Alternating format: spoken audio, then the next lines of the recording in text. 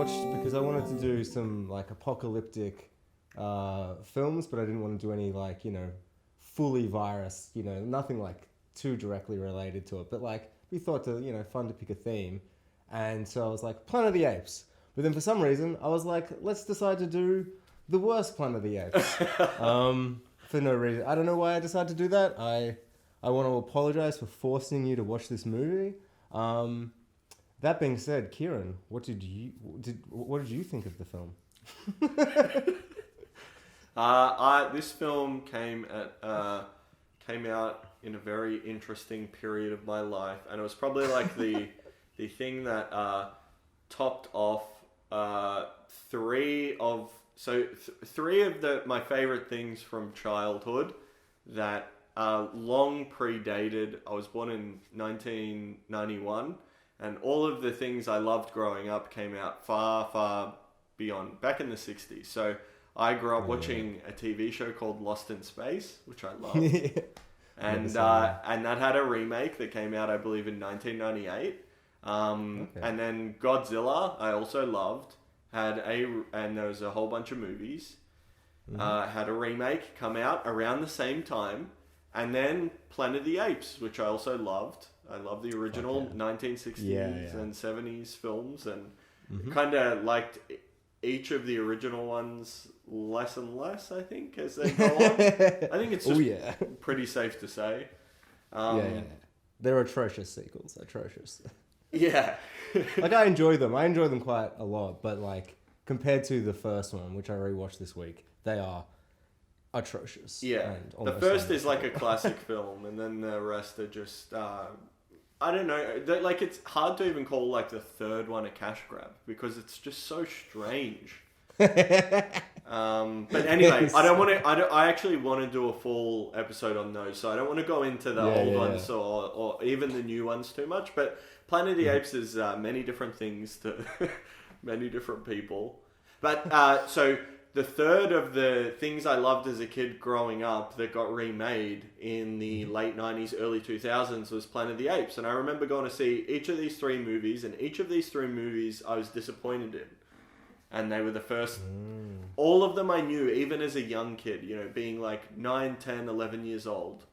I was like, these are inferior but really well-made attempts at reproducing the original's thing. But they've all kind of missed the point. Oh, yeah, that's my biggest issue with this fucking movie compared to the original. Like Planet of the Apes 2001 by Tim Burton misses the point of the original Planet of the Apes and what people love about it. Completely. Completely. As does 1998 Godzilla miss the point of the original Godzilla, and as does, maybe to a lesser extent, but also I would argue, Lost in Space, the 1998 remake, misses what people loved about that show when it started coming out. And all of these three things I knew even as a young kid. These are inferior. And now having grown up and watched this movie again, because I'm not even sure that I've ever rewatched it in its entirety since I saw it in the cinema in 2001. I don't think... I've definitely seen, like, you see clips and stuff of it on the internet. I mean, why would you want to? Why would you, you know? Because you'd start and you'd be like, I'm not going to finish this because this is terrible. But we were forced to finish watching it. And I'm so fucking glad I watched the whole thing again. I did not know that there was a scene with Charlton Heston playing an old ape, and his dying words are the same as the famous words from the original movie. And I'm like, people... Wait, what? The scene in the movie with the dying ape of Tim Roth, Thaddeus, his father is played by Charlton Heston. What the fuck? How did they get him? I don't know. What the fuck? He hated it. He hates... The whole thing of the second one is he blew up the universe to like end it. And then they're like, well, we're going to go back in time with two apes to the human world. And he's like, oh, I guess I didn't see you doing that because that's so stupid. But it's, oh my God, I didn't notice and I cannot believe they got him in at all. That's crazy shit to me. Yes. So, So it recontextualizes that whole scene where he goes and sees his dying father. And now that's... So what are the words he says at the end? Oh, God. It's a quote from the original Planet of the Apes movie. And I just cannot remember, but it's just the over-the-top, you know. It was... what does he say at the end of the movie? Damn you all to hell. Yeah. He's like, you did it! You blew it up! Yes. Damn you all! Yeah, he's so good. I'm pretty sure that's what he said. I can't even remember, because the scene is just so ridiculous, and I'm watching it, and I'm seeing that, like, people are criticizing movies now for doing this, like, trashy fan service. Yeah, but that's out of control. It was equally as bad, and I would say worse. The fan service being done now seems kind of to be done lovingly, and then when it's done bad, it's like too much, you know, too much of a good thing, or too much of the same thing, and too much of just repeating the old thing, even with good intentions, which they have when they're making it. But this one was just like this. I think this whole movie. And almost everything about it, except the makeup, is garbage. It's none of it has been thought through. I think it's been made by someone who has a very, very surface level knowledge of the original Planet of the Apes, and maybe didn't even rewatch it before they decided to remake it. Because you'd hope not, because otherwise it's even worse in a way, you know. You'd hope that they were just like, I'm not going to look at it, I'm not going to try and copy it, I'm going to do my own thing, because it's really different, like, the whole thing. There's that, but there's also, I mean, you need to actually understand what the thing is that you're remaking. And the translation of scenes from the old to this one, and, like, it's beat for beat, you know, a very similar movie in a lot of ways, just rejigged plot, and just like it's already out of date, like, kind of sci-fi world that just looks terrible. Like, I feel like Tim Burton's sense of scope is just so small, and I always feel his sets and his choreography and the way he films action is always just super disappointing to me. It's why I don't like his Batman movies. I think he's like his miniature work is some of the worst I can recall seeing in, like, big budget Hollywood movies. Like, even in the original Batman, or in the 1989 Batman and Batman Returns, like, the miniature work is just terrible. When Star Wars came out in 1977. And that's what, Batman 20 years later? 10 years later. 1989 is the first Batman, and then this movie comes out in 2001, and the miniatures look like the miniatures of the spaceship, his spaceship at the start, just look terrible. Like the feeling of it doesn't look great. He has no sense of scope.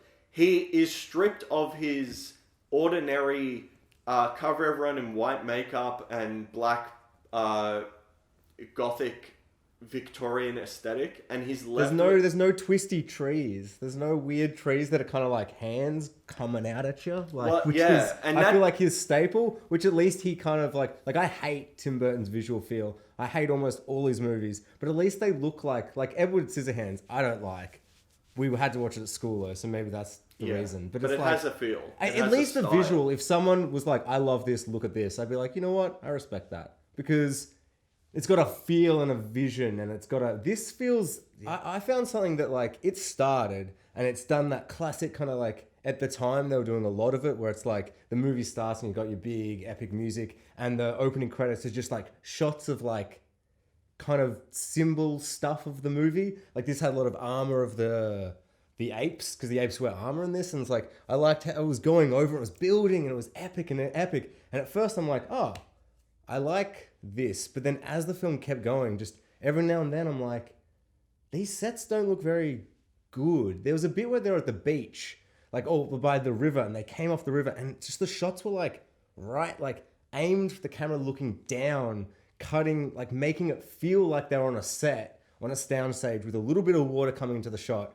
and they couldn't show us a big wide because then we'd be like, oh, it's a sound stage. And I felt like, you know, like when they first went to the city, I was like, oh, this is really cool. Look at all the apes. Look at all the costumes. And then almost immediately I'm like, does this look good? Because this kind of feels cheap. And I've just seen the original, which has the same kind of tacky old school feel. But I don't know, maybe just because it's like another couple of like decades earlier, the original just feels and flows, and like the locations feel at least real, you know? Like when they capture him, it's like, it all actually feels like they're outside in a real little village. Whereas in this, every scene was like, here is another soundstage. Yeah. And it looks like pretty good, but kind of like for a theater play. So I completely agree with what you were just saying.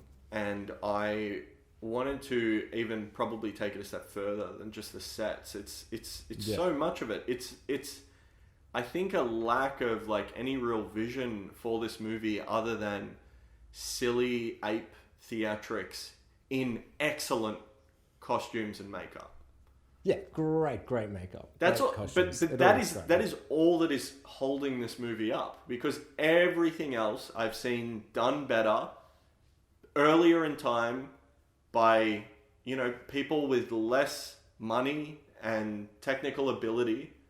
And even for 2001, this movie feels like lagging behind, out of date, visionless, and just there is just nothing in this movie that I want to rewatch. There is no character in this movie that I find interesting or compelling.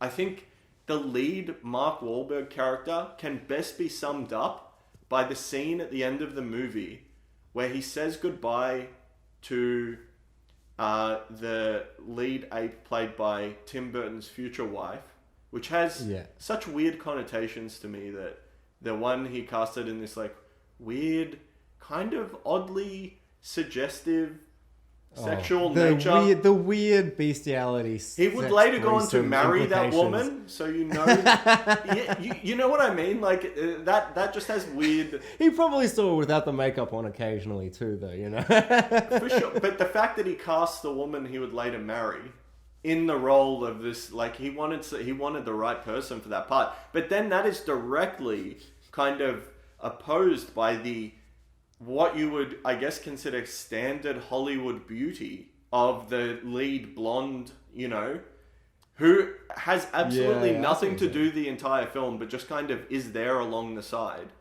And getting back to my original point here, Mark Wahlberg's character can be best summed up by the scene where he says goodbye to the lady ape, Tim Burton's wife. What's her name? Helena Bonham Carter. And then quickly looks around to find the hot, prehistoric human chick. person. Just goes back over to her and basically admits he's not going to come back, but hey, I'll just hook up with you quickly. And I have no attachment to anything here, and I want to get the fuck out of here, and I'm never going to come back and help any of you.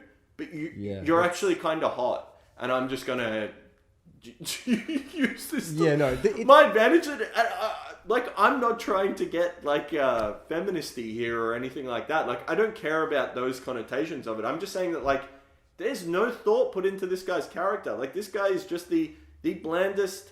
He has no emotional stakes in anything that's going on. He just seems continually annoyed by the situation he's in.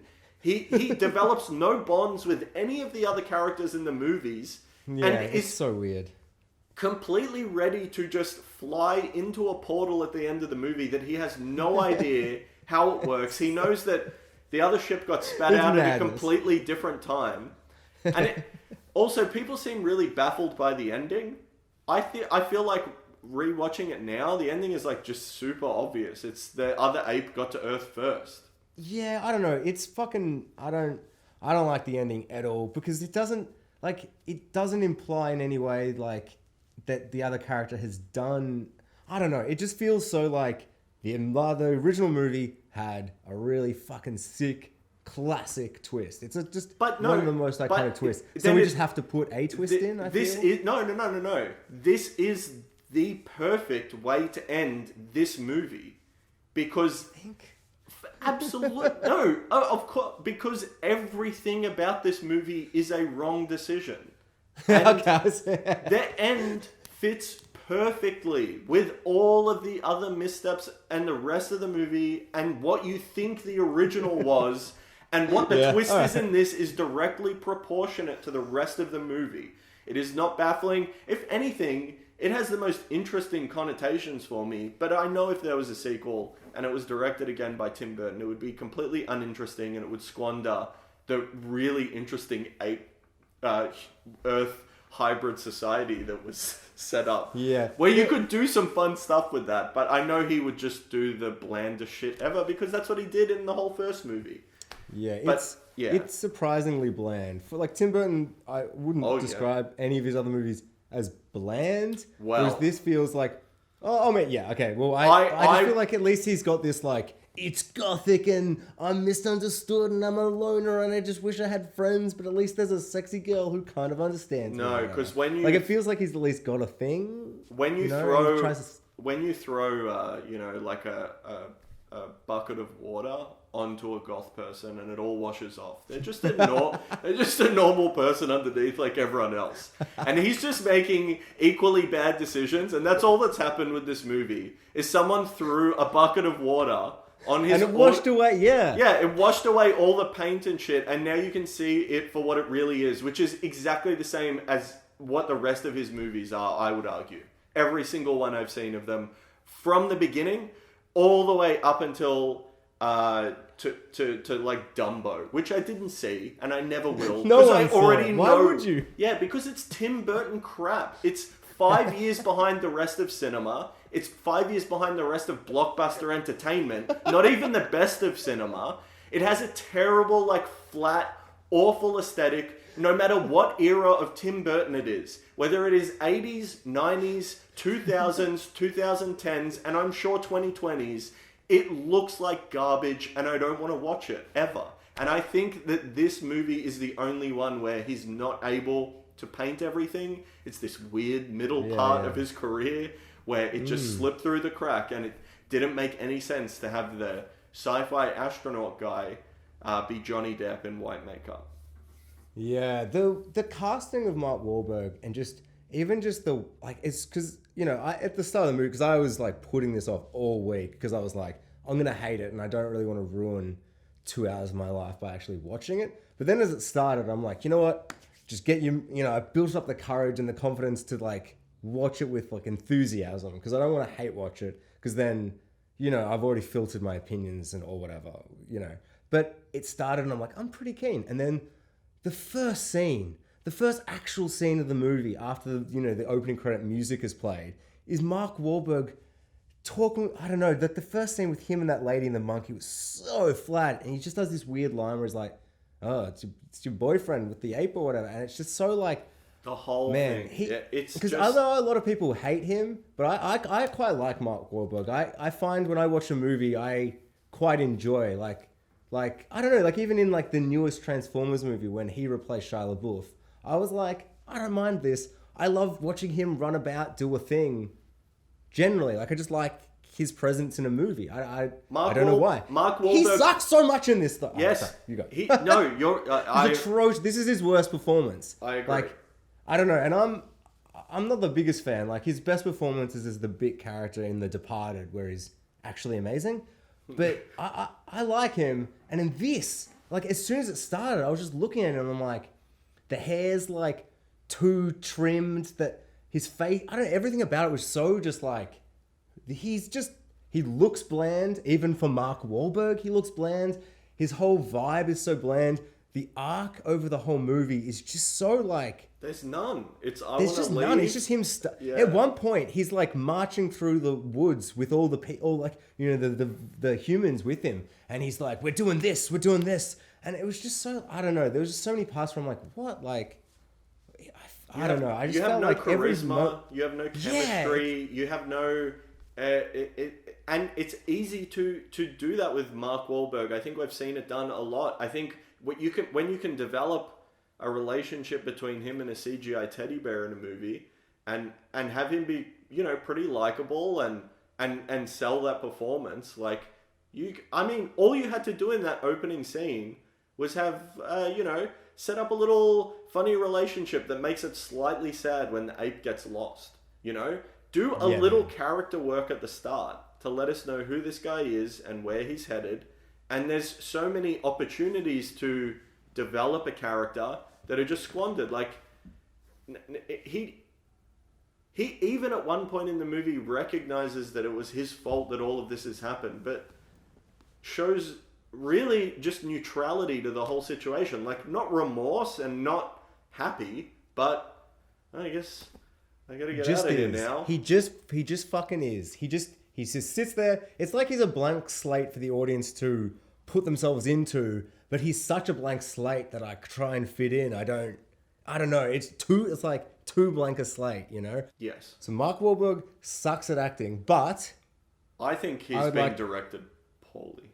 Oh, I think everyone's been directed poorly. But what I wanted to say that I think is probably my favorite thing to talk about this movie is that, like, Mark Wahlberg as the leading man is real bad. Yes, he's no good. But what I found to be possibly one of the most hilarious performances ever, because if you were listening, like if you walk past my room as I watched this movie, compared to, say, the other 4 Planet of the Apes movies I watched this week, you would presume that I liked this movie the best. Because because I'd been mostly silent watching the new franchise. Yeah. And the old one, probably silent as well, as I'm sitting there contemplating the thoughts and the themes. And also I want to we'll get to that later. But, like, thinking about the movie and all these things. But this movie, I laughed out loud hysterically for minutes at several moments in the movie. And then as I was thinking about what all these moments had in common, it was Tim Roth's horrendous, fucking insane performance. Yeah. So my biggest issue, like, right at the start of the film, was that, like, they get captured. There's the classic, like, I'm on the ape planet, but I don't know I'm on the ape planet. And he gets captured by apes. And which is, like, reminiscent of the first movie where Charlton Heston's captured by the apes. Yeah. And that sequence is astounding and well made and just awesome. And, like, and reveals it properly, where this one misses this misses the point of it, and they're just kind of swinging through trees, and they're more ape-like.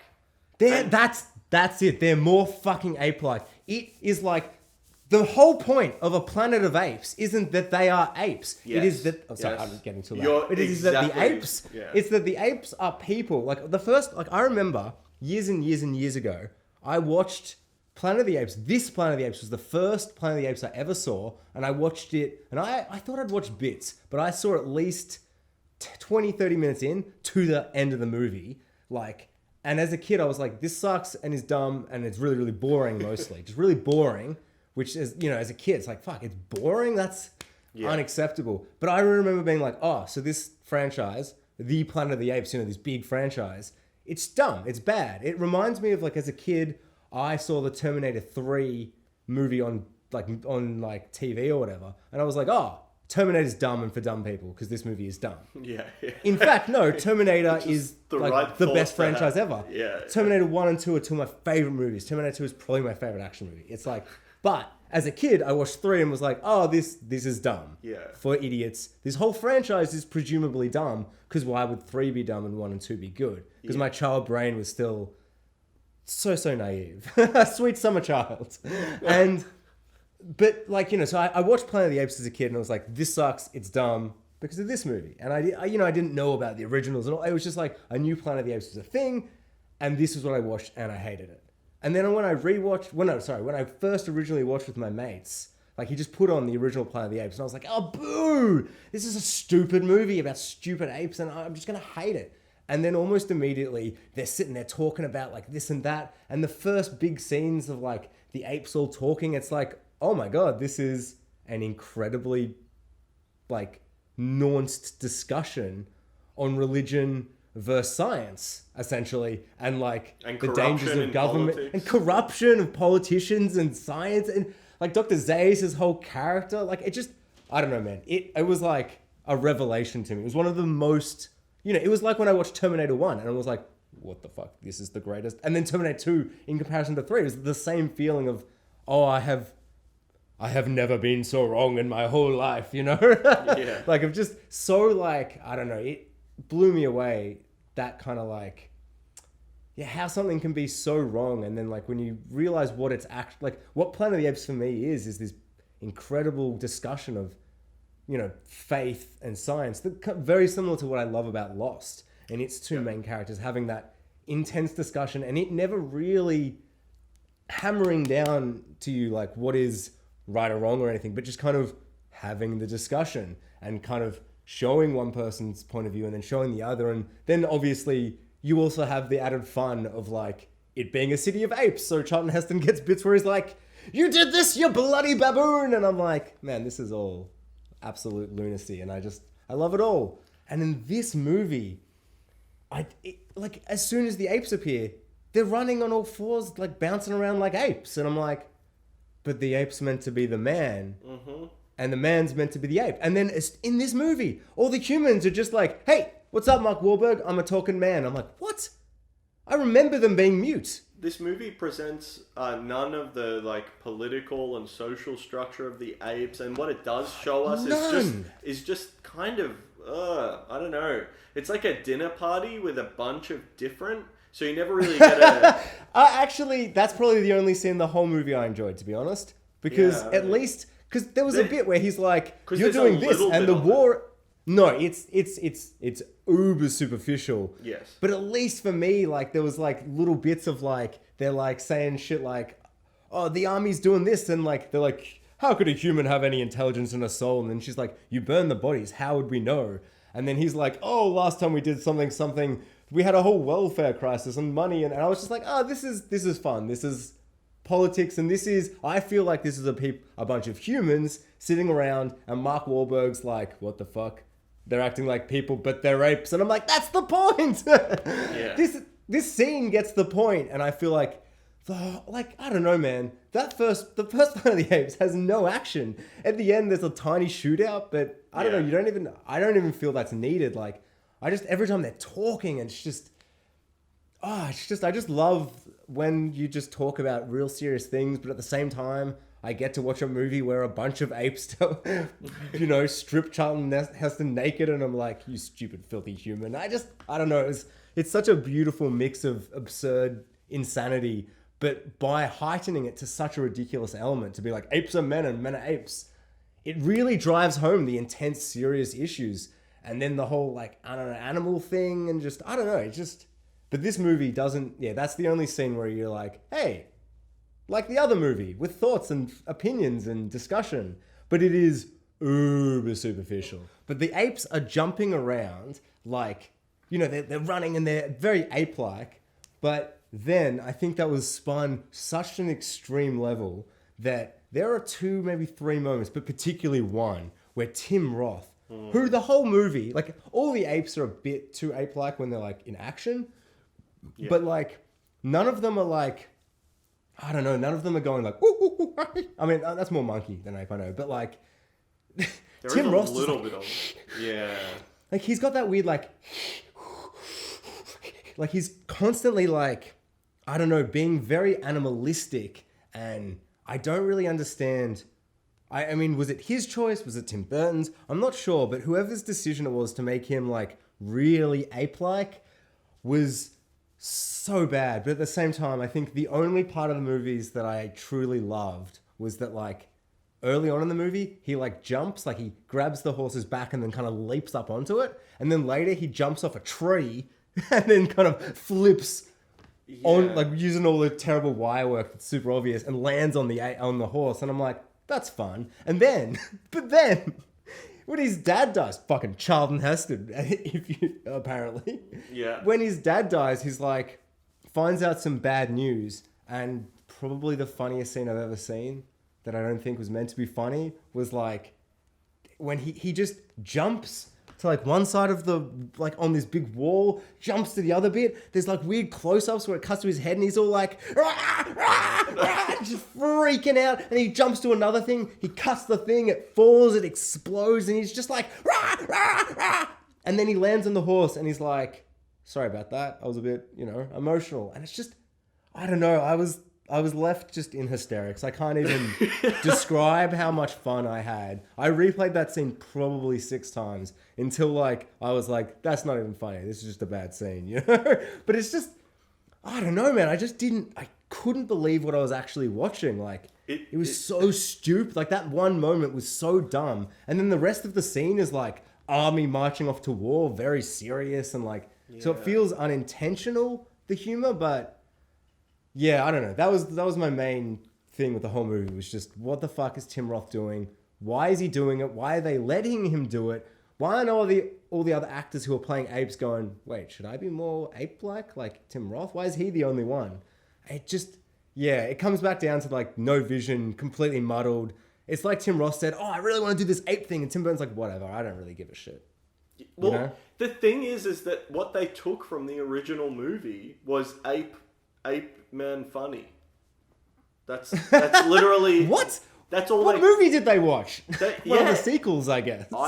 Maybe, the third one. Maybe their distorted memory of it is like, man in ape costume funny, and let's make a movie that's based and rooted around that. And the more ape we make it, the better it is. And when the best stuff in the original movie is the further from ape they are, and the more it circles back around to humanity. Like all the best science fiction, it circles back around and is just like a mirror back on us.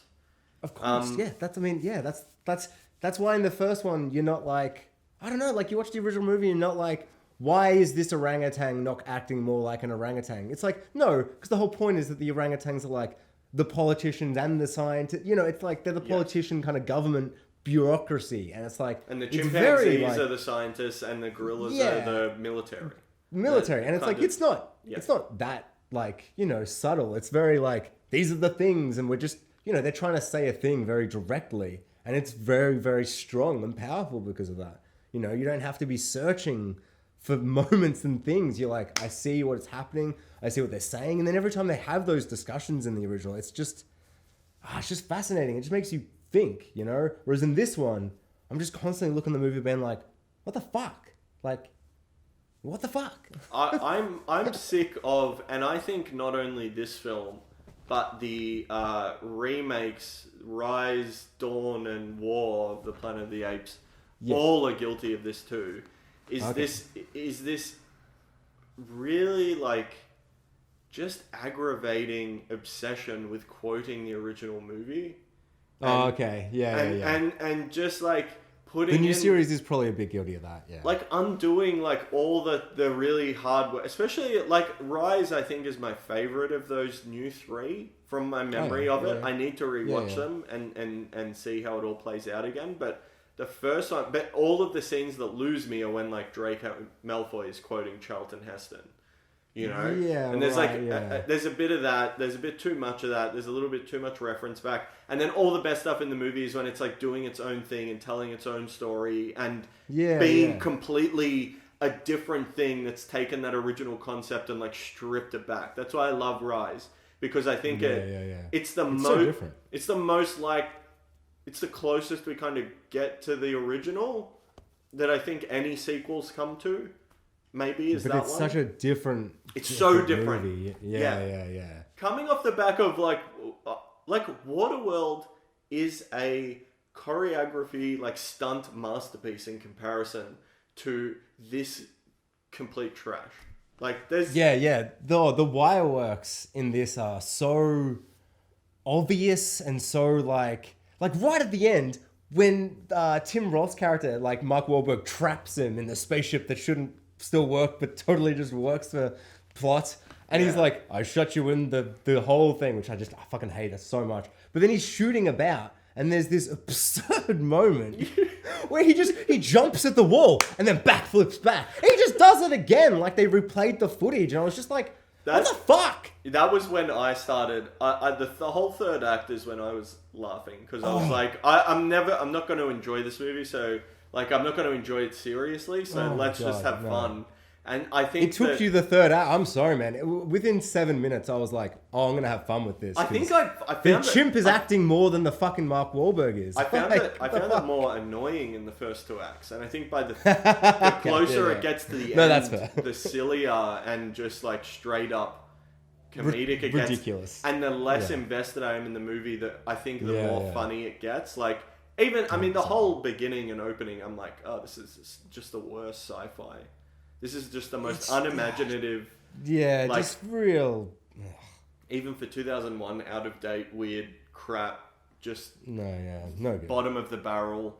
Everything is bottom of the barrel except the makeup work by who is Rick Baker. Yeah, like the best makeup guy of presumably. All time. Yeah. I didn't even look into it. I couldn't be bothered looking any. I was gonna look up a bunch of shit about this movie, and I saw it, and I went, nope, and I immediately put on War for the Planet of the Apes, which is my favorite Planet of the Apes movie. I saw an interview with Tim Burton, and I'm pretty sure he, like, in the very brief minute that he's being interviewed, brings up the fact that, oh, that's what everyone remembers about the original movies, like the ape stuff, or it says something like that, and I'm just like, what are you talking about? Like, there are little ape and little things they do with their performance in the original movie and movies that lean it a little bit more towards that, and they're in ape costumes, like they're doing it a little bit, but he's really just taken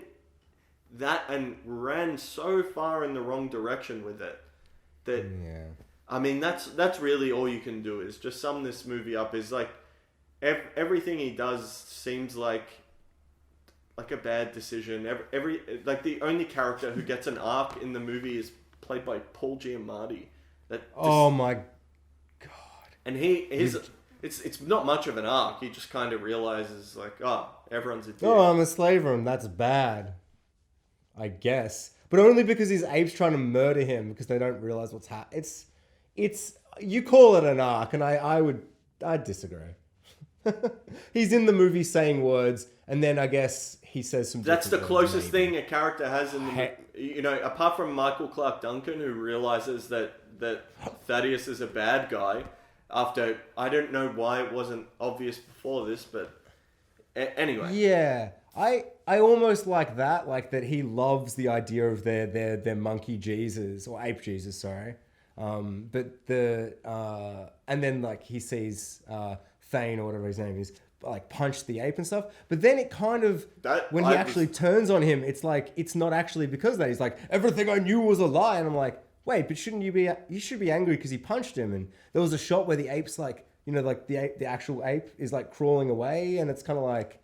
I don't know. I was like, oh shit, he's going to betray him because like he's heard he's Jesus ape, but it wasn't really that. It was that the Jesus ape wasn't a Jesus. I don't know. What was the point in time that Michael Clarke Duncan came around to realizing that it was all a lie? Because when he saw the ape, he immediately assumed that it was that ape. Yeah. It's just Mark Wahlberg being like, Samos killed everyone, and it's a lie, and he's like, oh my god, it's all a lie. It's like. You're just taking his word for it, though. It's a... Yeah. Like, they didn't really... Yeah. Just everything needs a little bit more work to get to a point where you can see it being what it should be and what the minimum amount of effort you think is in a movie that they've put this amount of effort into, but just absolutely no effort. Like, 3 people wrote this screenplay. Like, 3 professional writers were hired, and, like... It's just professional what? in like I guess if it was just all Tim Burton, I'd be like, all right, but I don't know. At least this movie, which in some ways, at least, I don't feel like it's a remake really, because it's just so different. But it is man on spaceship, lands on planet, doesn't think it's Earth, is Planet of Apes, finds out it's Earth. So it's like similar enough. Whereas I think that like it's kind of flipped. It's not Earth this time, and then going back to Earth. Is that? Yeah. Right, is that... Oh, okay, right. So, I just figured, I guess, it's still Earth in the future or whatever, and he goes back to the past, and it's... No, so the original... Changes again? So the ship the ship from the beginning of the film also goes through after him, after he goes through, but they get sent further back in time, and they arrive on that planet, and they say it's a deserted planet. And then, I guess, from just the people on the ship and the apes, these 2 societies are formed. Right, okay. Well, yeah, I mean, yeah, so it's flipped to stuff, but also... And then at the end, him going back to Earth, and then it being all revealed that, obviously, he's beaten him there. Which, I mean, you left him on that other ship, which I guess he assumed just he wouldn't be able to do anything with, but he figured out... I guess... Yeah, I guess that's true. And then he's in a way, it is kind of a shame that there isn't this even more atrocious sequel where it's just, it's a planet of apes, but it's Earth, and Mark Wahlberg's the only human, and it's just him being like, oh. Yeah, I want that movie. That would be really, because like as it ends, I remember this movie so strongly, you know? Like as a kid, I remember being like, they go to the desert for like ages, and I'm like, why? And it just feels, because man, that desert stuff, like they get there and he's like, here's my spaceship. Oh, like he's going to his friends and it like turns out they were there earlier. I'm like, this is all, I like this. This is fun. I don't really care about the time travel stuff. It's just, you know, story devices and stuff. That's fine. Yeah. But then the most obscene thing happens and it's like 1,000 million humans just like all appear out of nowhere. They all walk out of the wasteland. And that one bald dude's just like, they've heard of your tales and exploits, Mark Wahlberg.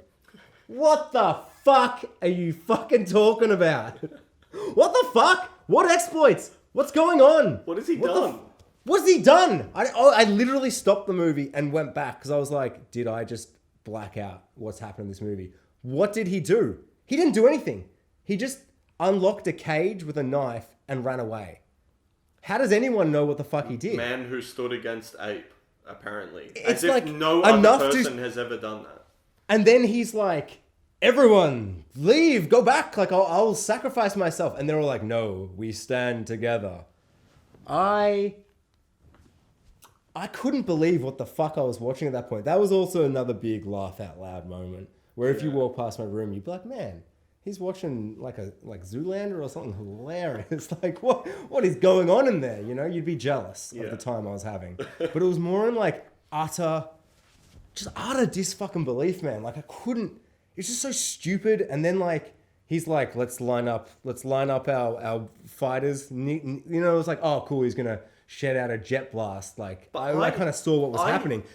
I gotta say that this all just for me comes back because everything you're saying here is absolutely correct and I agree with, but I think it is more illustrative of Tim Burton's entire career in that he coming strong.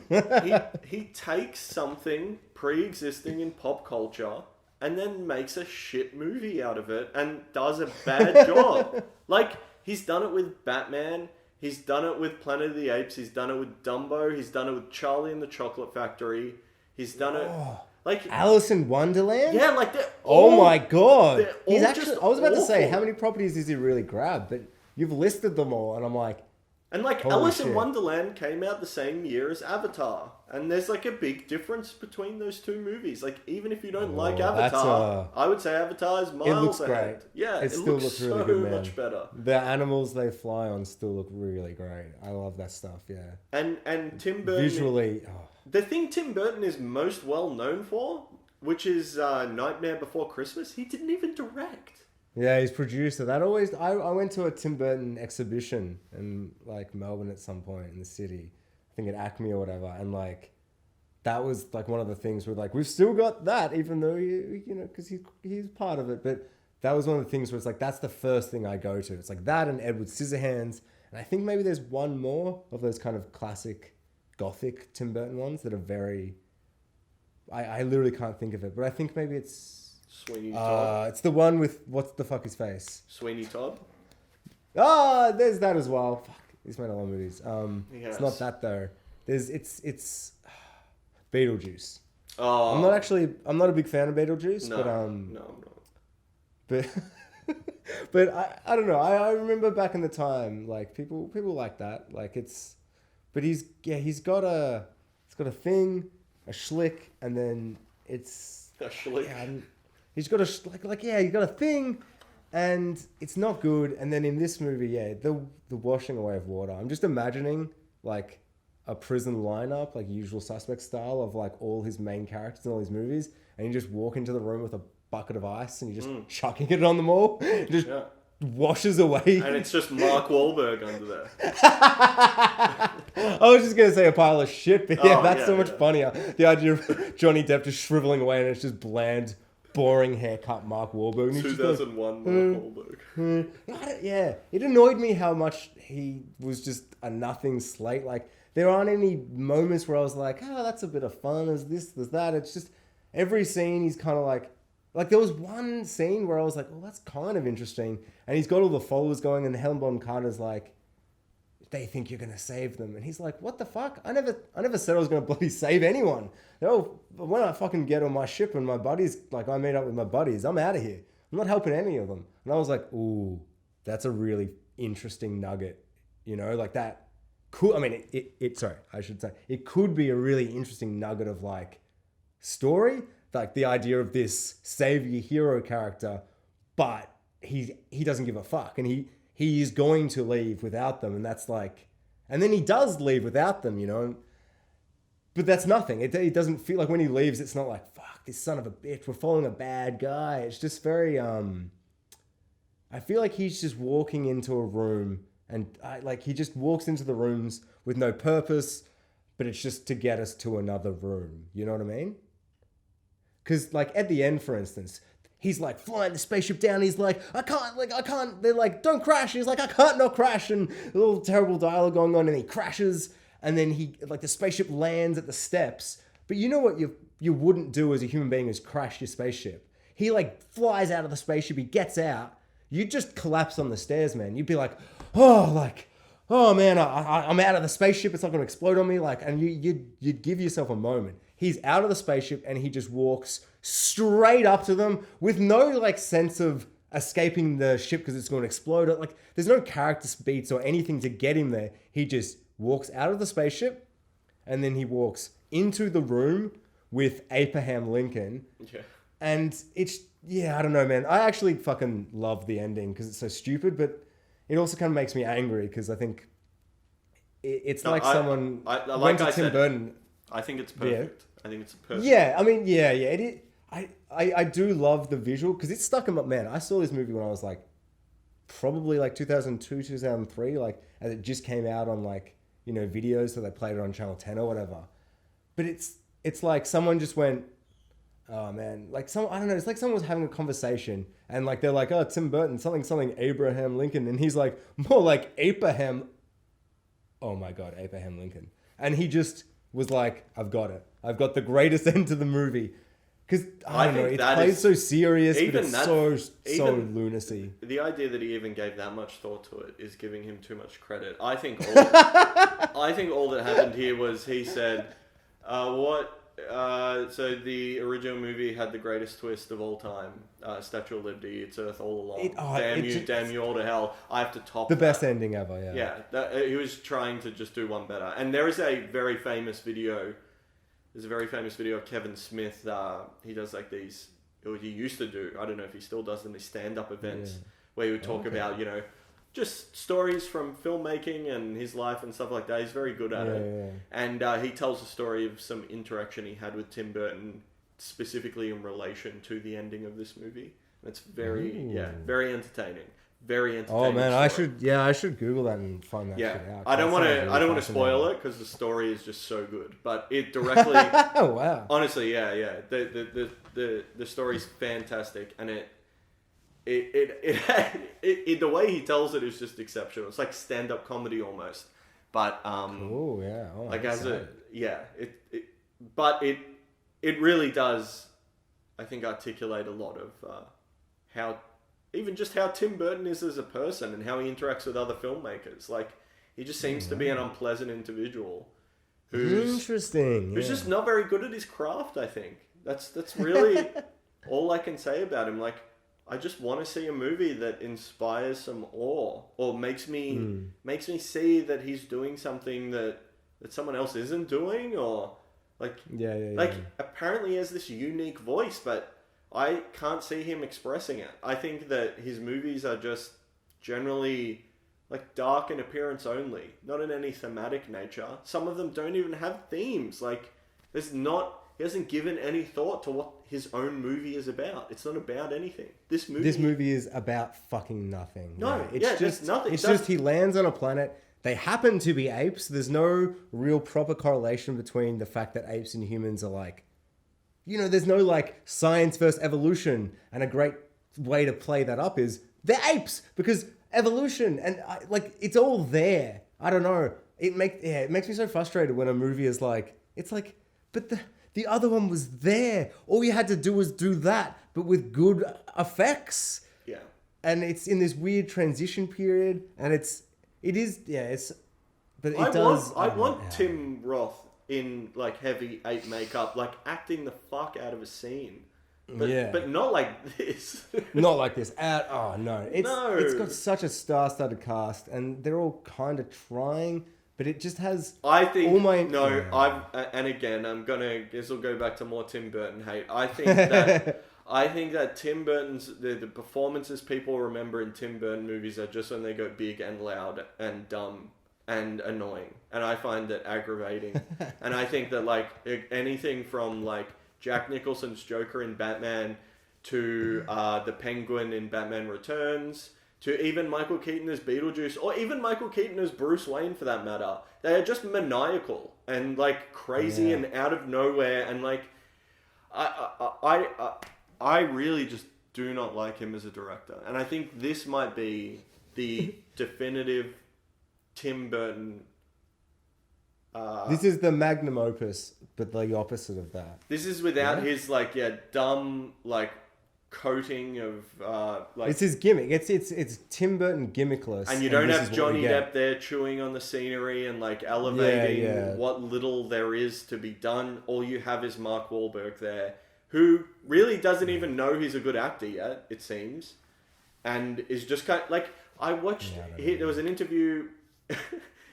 An interview with him where he's talking about the fact that this is the first thing I've done that isn't based in reality, and I'm having to act against people in like ridiculous costumes, and I couldn't really like process it, and like I mean, I don't actually blame him for his performance in this at all. I'm not like Mark Wahlberg put together. It's like he's in a terrible movie, a terrible script, a terrible director. I think it comes back to Tim Burton, and I think it comes back to like, I don't know if he's pushing the actors or if just some actors do crazier stuff than others, and that naturally comes out. And if Mark Wahlberg was like turning it up a bit, like he turns it up in The Happening, like we know he can.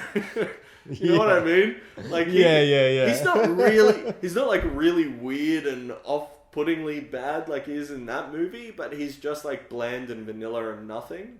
You know? Yeah, so vanilla and nothing. Yeah. He's exactly like taking, like, it's like you get an ice cream and you're like, I can't wait to have a delicious ice cream. And then you eat it and you're like, this isn't even vanilla. It's bland vanilla. It's like home brand vanilla. It's just, it's nothing.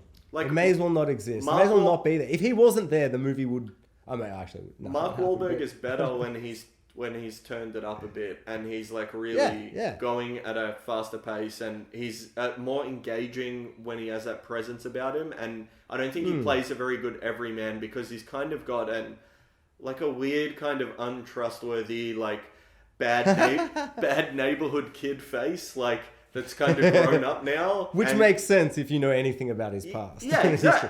that is his presence, and it's very hard to like connect to him on like the guy just trying to get back to his home. Like he just seems so unlikable in this movie. Yeah. But then when you lean into that a bit more and you do something fun with it, it really works. Yeah. And I think someone like Keanu Reeves is like the opposite, where like Keanu Reeves is made to play like kind of stoic, general, boring guy. I would fucking love if Keanu Reeves is in this. That would be so much better. But if he was an ape, he would be like hamming it up. And whenever he does that, I feel I don't want him to. I don't want him to be an ape. I meant more like replacing Mark Wahlberg with just Neo before he's Neo. That would be Mr. Anderson. Like just him just being like, whoa. He would fit it a bit apes, better. Dude. Yeah. Whoa. Yeah. All right. So I have a few things in the movie that I thought were really, really good. Ooh, and they are only tiny little moments that are entirely unintentionally good. So my first one is Mark Wahlberg is in a cell, and he's in the cell. It's early in the movie, like maybe 30, 40 minutes in, and the ape, who I'm pretty, like the gorilla one, who I'm pretty sure is Helena Bonham Carter's bodyguard guy, he just goes up to the cage and just goes, "Rrr, rrr." And then he just walks off. And I was left speechless. I was like, that's so fucking funny. And I didn't just think that. I was just generally in hysterics being like, wow, that's so funny. This movie's so dumb and weird. I don't understand it. There's another bit where like a lady is like trying to seduce one of the politician, like, well, not seduce, like they're clearly lovers or whatever. They were in the scene earlier. And then she's like, and he's all like, and it's just like, Tim Burton's like, all right, so I'm going to do a sex scene. But instead of like a sex scene, because they're apes, they're just going to be like, monkey, I'm a monkey. And then they get interrupted by Mark Wahlberg and co trying to escape. And they both jump with the amazing wireworks effects in this movie. They just jump onto the chandelier. And I was like, I love this movie. I actually loved all the acrobatic jumping was just so silly. I love how you preface this with, I'm going to get into the good stuff about this movie. And you really just went back to all the hilarious shit you were laughing at. Yeah. Like, so what I meant is the stuff that I took enjoyment out of because I needed to find some enjoyment in this utter garbage film. Yeah. And the other bit, which is my favorite in the whole movie, I'm just going to get the quote up because I wrote them all down just so... Yeah, here we go. I even wrote the time code. 43 minutes into the movie, there's a bit where all the apes are trying to find the Mark Wahlberg and stuff escaping. And so this fucking ape, there's a door right in front of him, but because he's an ape, not a human, he jumps up to the vines at the side of the door. He just goes, whoosh! He jumps up onto the vines at the side of the door, and then he opens the door and he's like, have you seen any humans? And then the gorilla answers just like, no, I haven't. Shrugs, and the scene ends. Yeah. God damn, I just loved it so much. It was just like, all this little stuff was just like this beautiful comic timing that like, I just know in my soul is like unintentional. Yeah. Like there was another bit where a scene starts and they're like on their way to Kalima. And like, I so love that. They just kept saying Kalima in my mind. I just kept being like, Kalima. So that was like a nice distraction to like remember another movie that is good. And then the terrible. reveal of Kalima. It's just like, you know what that reminded me of? That reminded me of probably my favorite BoJack Horseman moments. And I'm going to say this, we don't usually say this, but honestly, if you're for some reason listening to this and you haven't seen BoJack Horseman, stop and just don't listen to the next bit. But my favorite thing in BoJack Horseman was the bit where the mom's like, I see you. And it just obsesses him. He's like, why does she say that? Why does she say, I see you? And then it's revealed that it is the letters, I see you. Yeah. It's like, and for me, that's probably one of the greatest, most heartbreaking reveals and clever uses of like, play on words. And this is doing that same idiocy. I mean, no. I love that concept. It's like a great idea. Well, it is a concept. But like all things, it's execution. And then in this, they're like, Kalima. And then it's just, he just wipes it and it's like, caution, animals or whatever. And it just, I don't know. It's such a nothing. It's not even like the initials of the spacecraft. It's just such a weird mix of the words. Like, I don't know. It just feels so unthought out, You don't know there's a reveal coming. And then as soon as the reveal is revealed, it's like over and like uninspired. And I'm just like, what? This whole film is so uninspired. Like a reveal like that, if it was something that had been pre-established that you could guess, I guess maybe the reveal has more satisfaction. But when it's just random letters that were just covered and someone just kind of read part of it. A nothing sign, man. And it's such a stupid thing. Like, they looked at this sign and the dust had covered up like 80% of the whole sentence. So it's these 3 letters in each word. The whole thing was just so... And it's like, okay. Doesn't one of the apes say that they were... Who says that they were aware of this place? Like, what, didn't they say that this is like... This explains our history?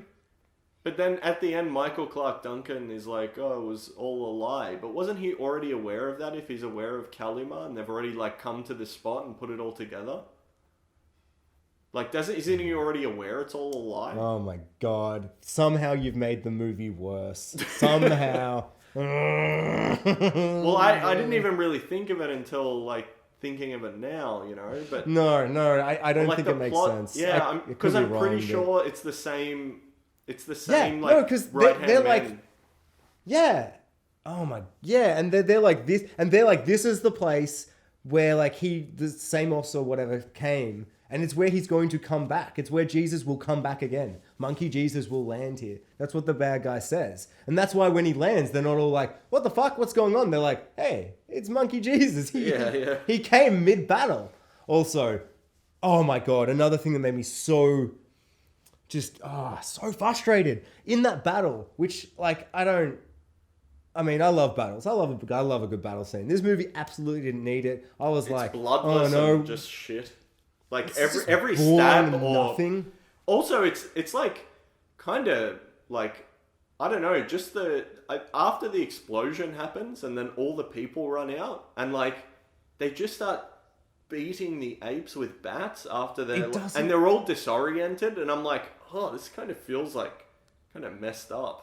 I don't know what it was about it. And then after that, when they're all actually fighting each other just one-on-one and it's two crowds running at each other, then the action is all like flat and boring. So I've gone from, oh, this is kind of like too real and unappealing, and then the stabbing in the back kind of like start of the battle, yeah, well, it's like the bomb goes off and I'm like, okay, well, you have to do something like that, and then they just run out and like start beating the apes in the face with bats and wooden clubs and things, and I'm like, oh, that's a bit odd, and it's still kind of bloodless and G-rated. No, it's very but I actually, because I found that scene like just infuriating, because it's like I saw the plan happening. Maybe I just remembered it from years ago. But it's like the explosion happens and 1,000 million more fucking apes than were running are flying in the air. It's also hilarious. Flying everywhere. It's obscene. It's so funny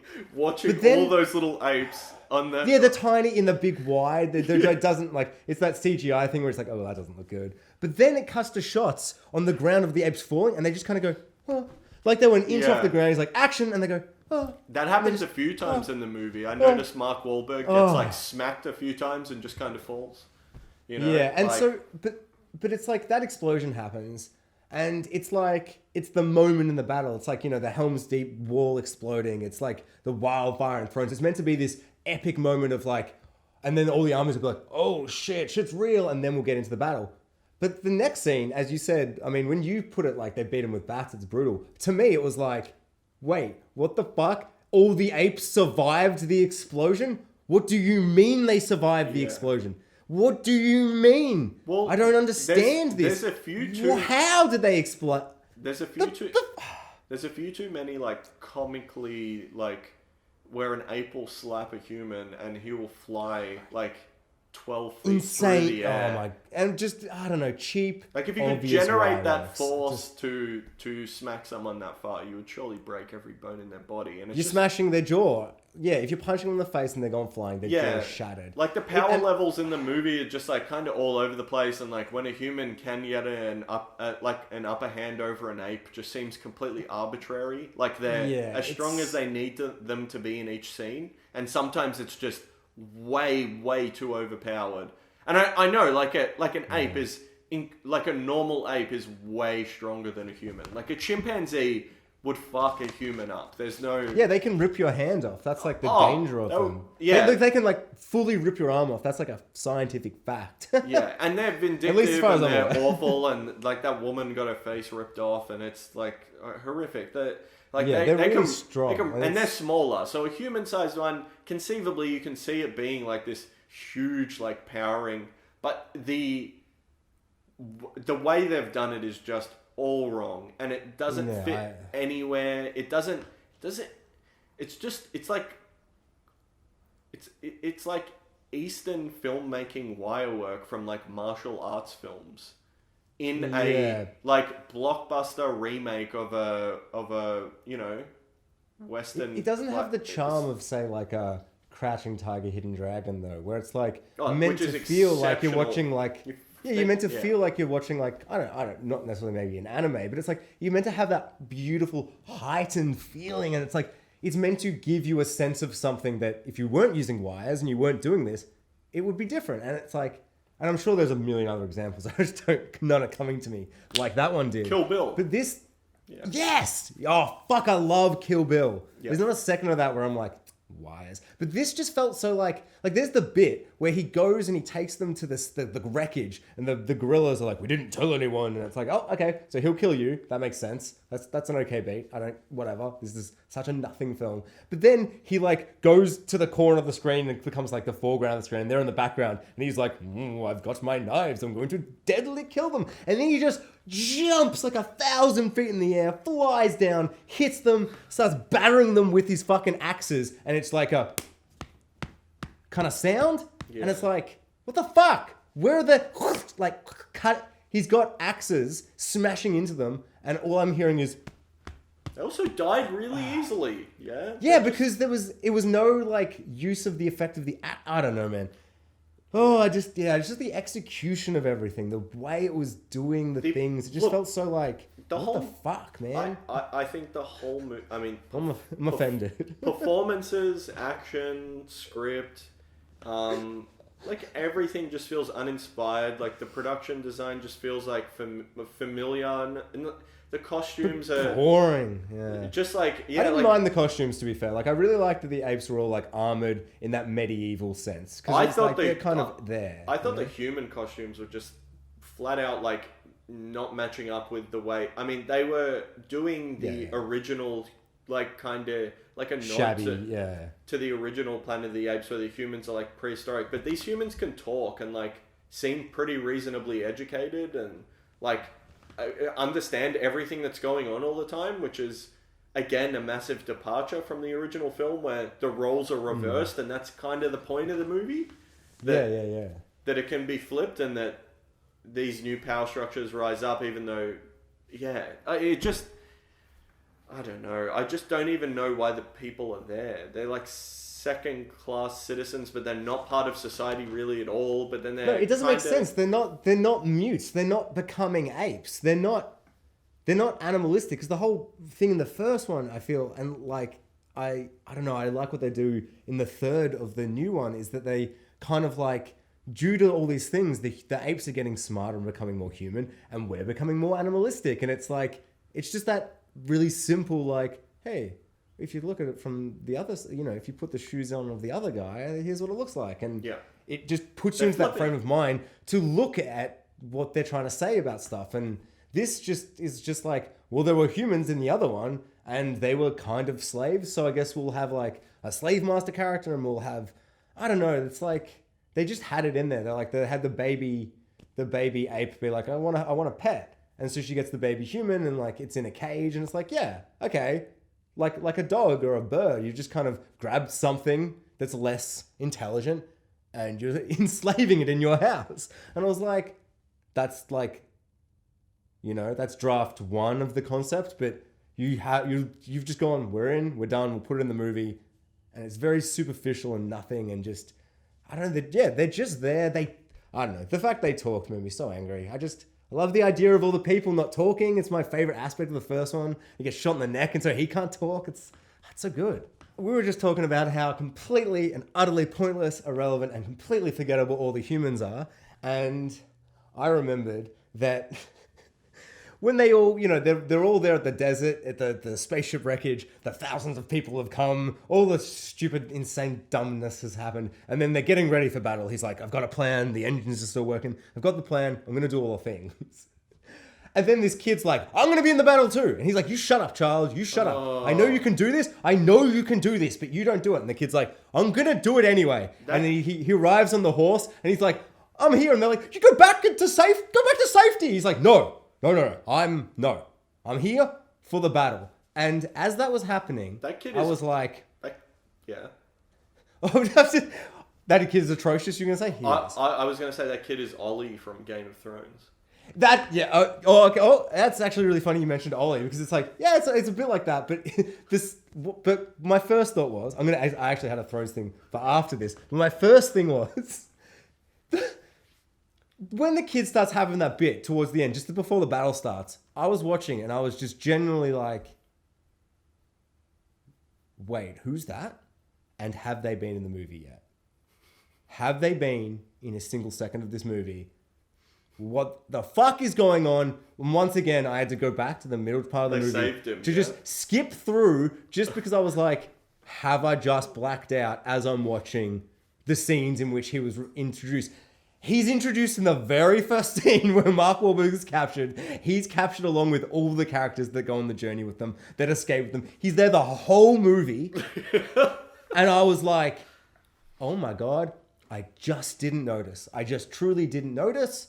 And I'm really trying to I'm watching this movie to talk about, I was just like, the fuck is so unforgettable. And then he made my life when he...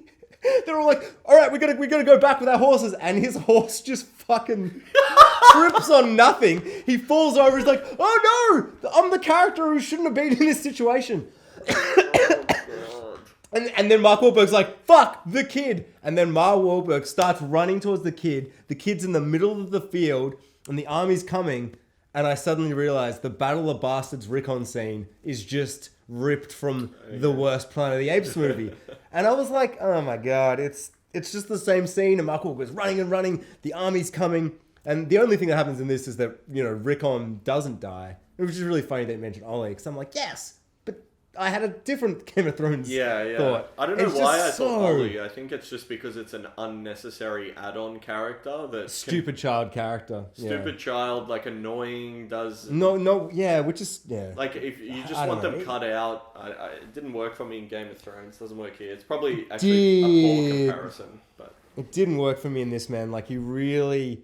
I mean, when I flipped through the movie again, I was like, okay, he's in it. But for me, I was like, it felt very much like in Lord of the Rings, in the Two Towers, there's this great, not even a character really, just a scene character. And he's this long-haired, young, 13-year-old boy. And he's just holding his shield, sword, kind of shaking or whatever. And Aragorn comes up to him and he's like, it's just this little moment where you're like, Aragorn's like, something with the sword, and he's like, this is good steel, you'll be okay. And the boy's like, I'm scared. And he's like, and it's just that kind of moment of, Aragorn's gone around just kind of giving morale because he's a badass motherfucker, and he's being a good leader, war ready, he's battle ready, he's being a good leader, he's help people get into, I don't know, that's such a good little moment. I feel like the kid, having a kid there could be good, it could be a moment in the battle where I don't know, Mark Wahlberg saves him and he's like, hey, these people, I don't know, there's ways to incorporate a child the way they wanted to, I feel.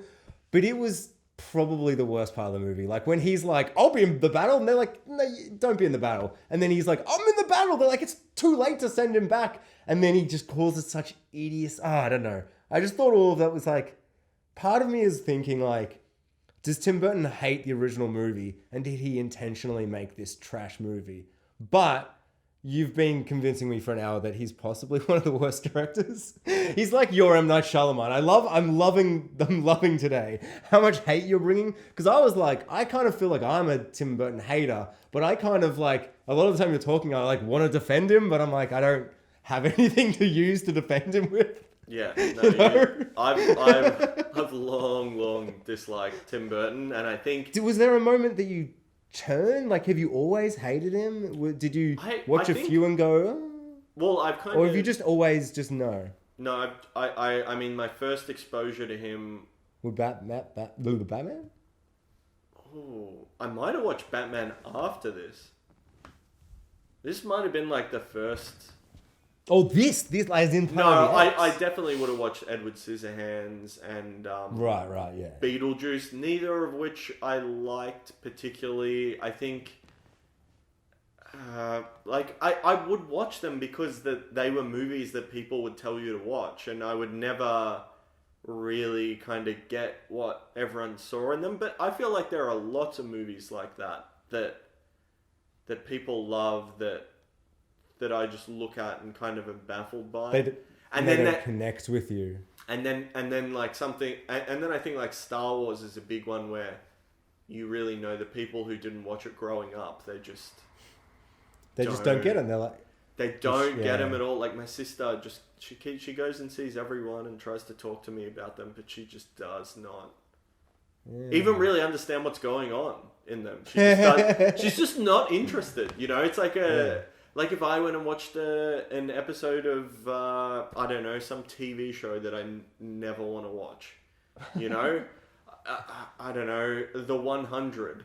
Some teenage... That is such a funny choice, man. The 100 is just the teenage girl version. Is that a good one to pick? I don't know. I don't even know what it is. All I know that it's just, I don't want to see it. Yeah? I don't know anything about it. I was shown, like, I was hanging out when I was overseas backpacking. There was a group of people I was traveling with who were all in the demographic of young females, and they all loved the 100. I watched 4 episodes with one of them, and every episode I was like, hey, it's like that scene in Lost, in the first few episodes of Lost where they did that. But shit. And she's like, could you stop saying that? And I'm like, I'll stop telling you how bad this is compared to Lost when it stops ripping off Lost as if it's directed at teenage girls instead of, like, I don't know, the rest of the demographics. Yeah. And every scene kept happening, and then I tried to watch one alone, and I was like, I could just watch Lost. So it's just a really funny, just because we both love Lost, it's just such a funny one to reference. Because, like, yes, that is a show that's just not for me, and I can see why it's appealing, because it's exactly like Lost. They're on an island, not an island, it's planet, it's the same kind of thing. Yeah. And it builds the same kind of way. It has, I don't know, but it just for me was like, not my cup of tea. And I don't, why are we talking about the 100? Well, even if we just like look at the very first scene in this movie after like the credit roll, which takes way too long and really sets up something that just doesn't kind of go anywhere anyway. It's so pointless. There's just a gun in there, but then he gets a different gun later on. Oh. And then he doesn't even use it to kill anybody. Like everyone introduces all these guns and no one ever uses them to do anything interesting. Isn't there like a screenwriting rule about that? You don't introduce... It's literally called Chekhov's fucking gun. Yes. You don't... We don't even to make a silly Chekhov's wheelchair or Chekhov's bottle of beer. It's literally Chekhov's fucking gun. It's just such a... I don't know. To forget that crucial rule when using a Chekhov's gun, it's like in a case and everything, he smashes it. It's like the dad's like, smash this in case of emergency. He smashes it and he's like, I don't know. I have a huge issue with that fucking scene. The dad's like, points to the thing and he's like, the ultimate reveal of our world is that apes were apes and men used to be men. You know, he explains it all and we're like, yep. I mean, I've seen the original, so I don't know. It's kind of like they knew that we as an audience, we've seen the original, so we've seen the twist. Nobody's going, I wonder what kind of planet they're on. I wonder what this planet of apes came. You know, it's like everyone's just like, it's Earth. We get it, even though you say it's not. That doesn't matter. Well, that is, I think, a problem for the film because I know that I've had this exact same discussion with other people before. That it isn't because it doesn't. I mean, that's just stupid. Why isn't it? That defeats the fucking point once again. It's the visual language of the film. It's because Tim Burton is, I think, an amateur, and he can't visually convey with cinematic language going through a time portal and getting spat out somewhere completely differently. We do not know where this like satellite orbiting thing is. There's probably a little bit of throwaway dialogue about it, but he is so uninventive and uninteresting that it confuses people even in the movie when he just says out loud what's going on.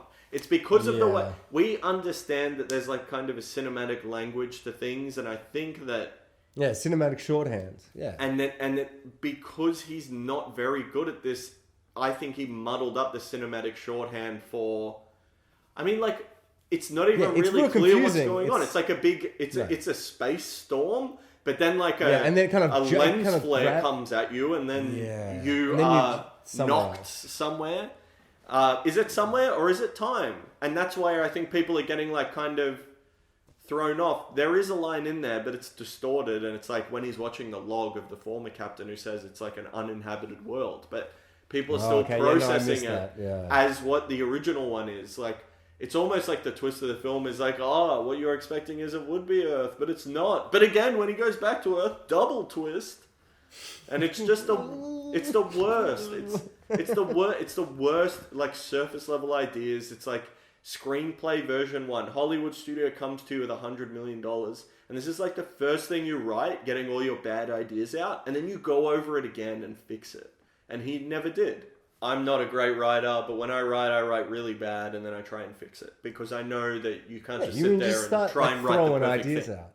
No, it's insane to think that. Yeah, no, it's just not how it works. I think another issue, like just in terms of like we're talking about that gun scene, and it's like he's like break in case of emergencies. The son grabs the thing, he smashes it, and he breaks it, and he's like, this is the power of the man. And so I actually love the idea of like the apes being like, you know, they're civilized to a point, but like there's a bit where, oh no, it's in the original. God damn, I was about to say a good bit, but a bit in the original is where he's like, they're like, flight is a scientific impossibility. And then he just makes the paper airplane and like throws it across the room, and in 5 seconds, everything they've ever thought about flight is just, they're like, oh my God. And I love that stuff. Like, that's the whole fucking point of the movie.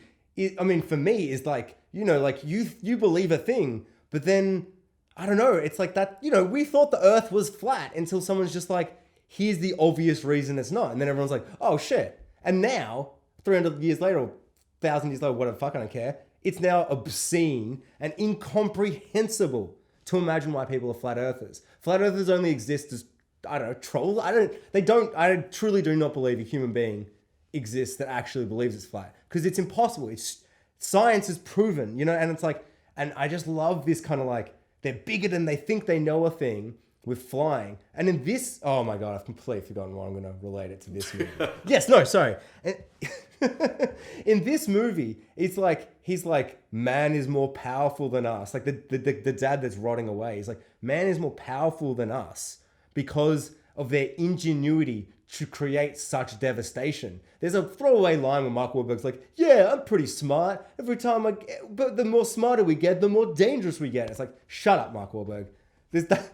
God damn it, that's such a nuanced thing, and you're saying it's the dumbest idiotic way, sorry. And that really frustrated me. But it's like, because it's like, that is a good idea, and it's like, you know, because that can be true. It's like, with more ingenuity and power, more dangerous weapons. You know, we go from bows and arrows to guns to nuclear weapons. It is we've slowly built more and more destructive things. So I actually bring it right back to what I was trying to say. What I love is that like they know of these guns and these weapons, this danger.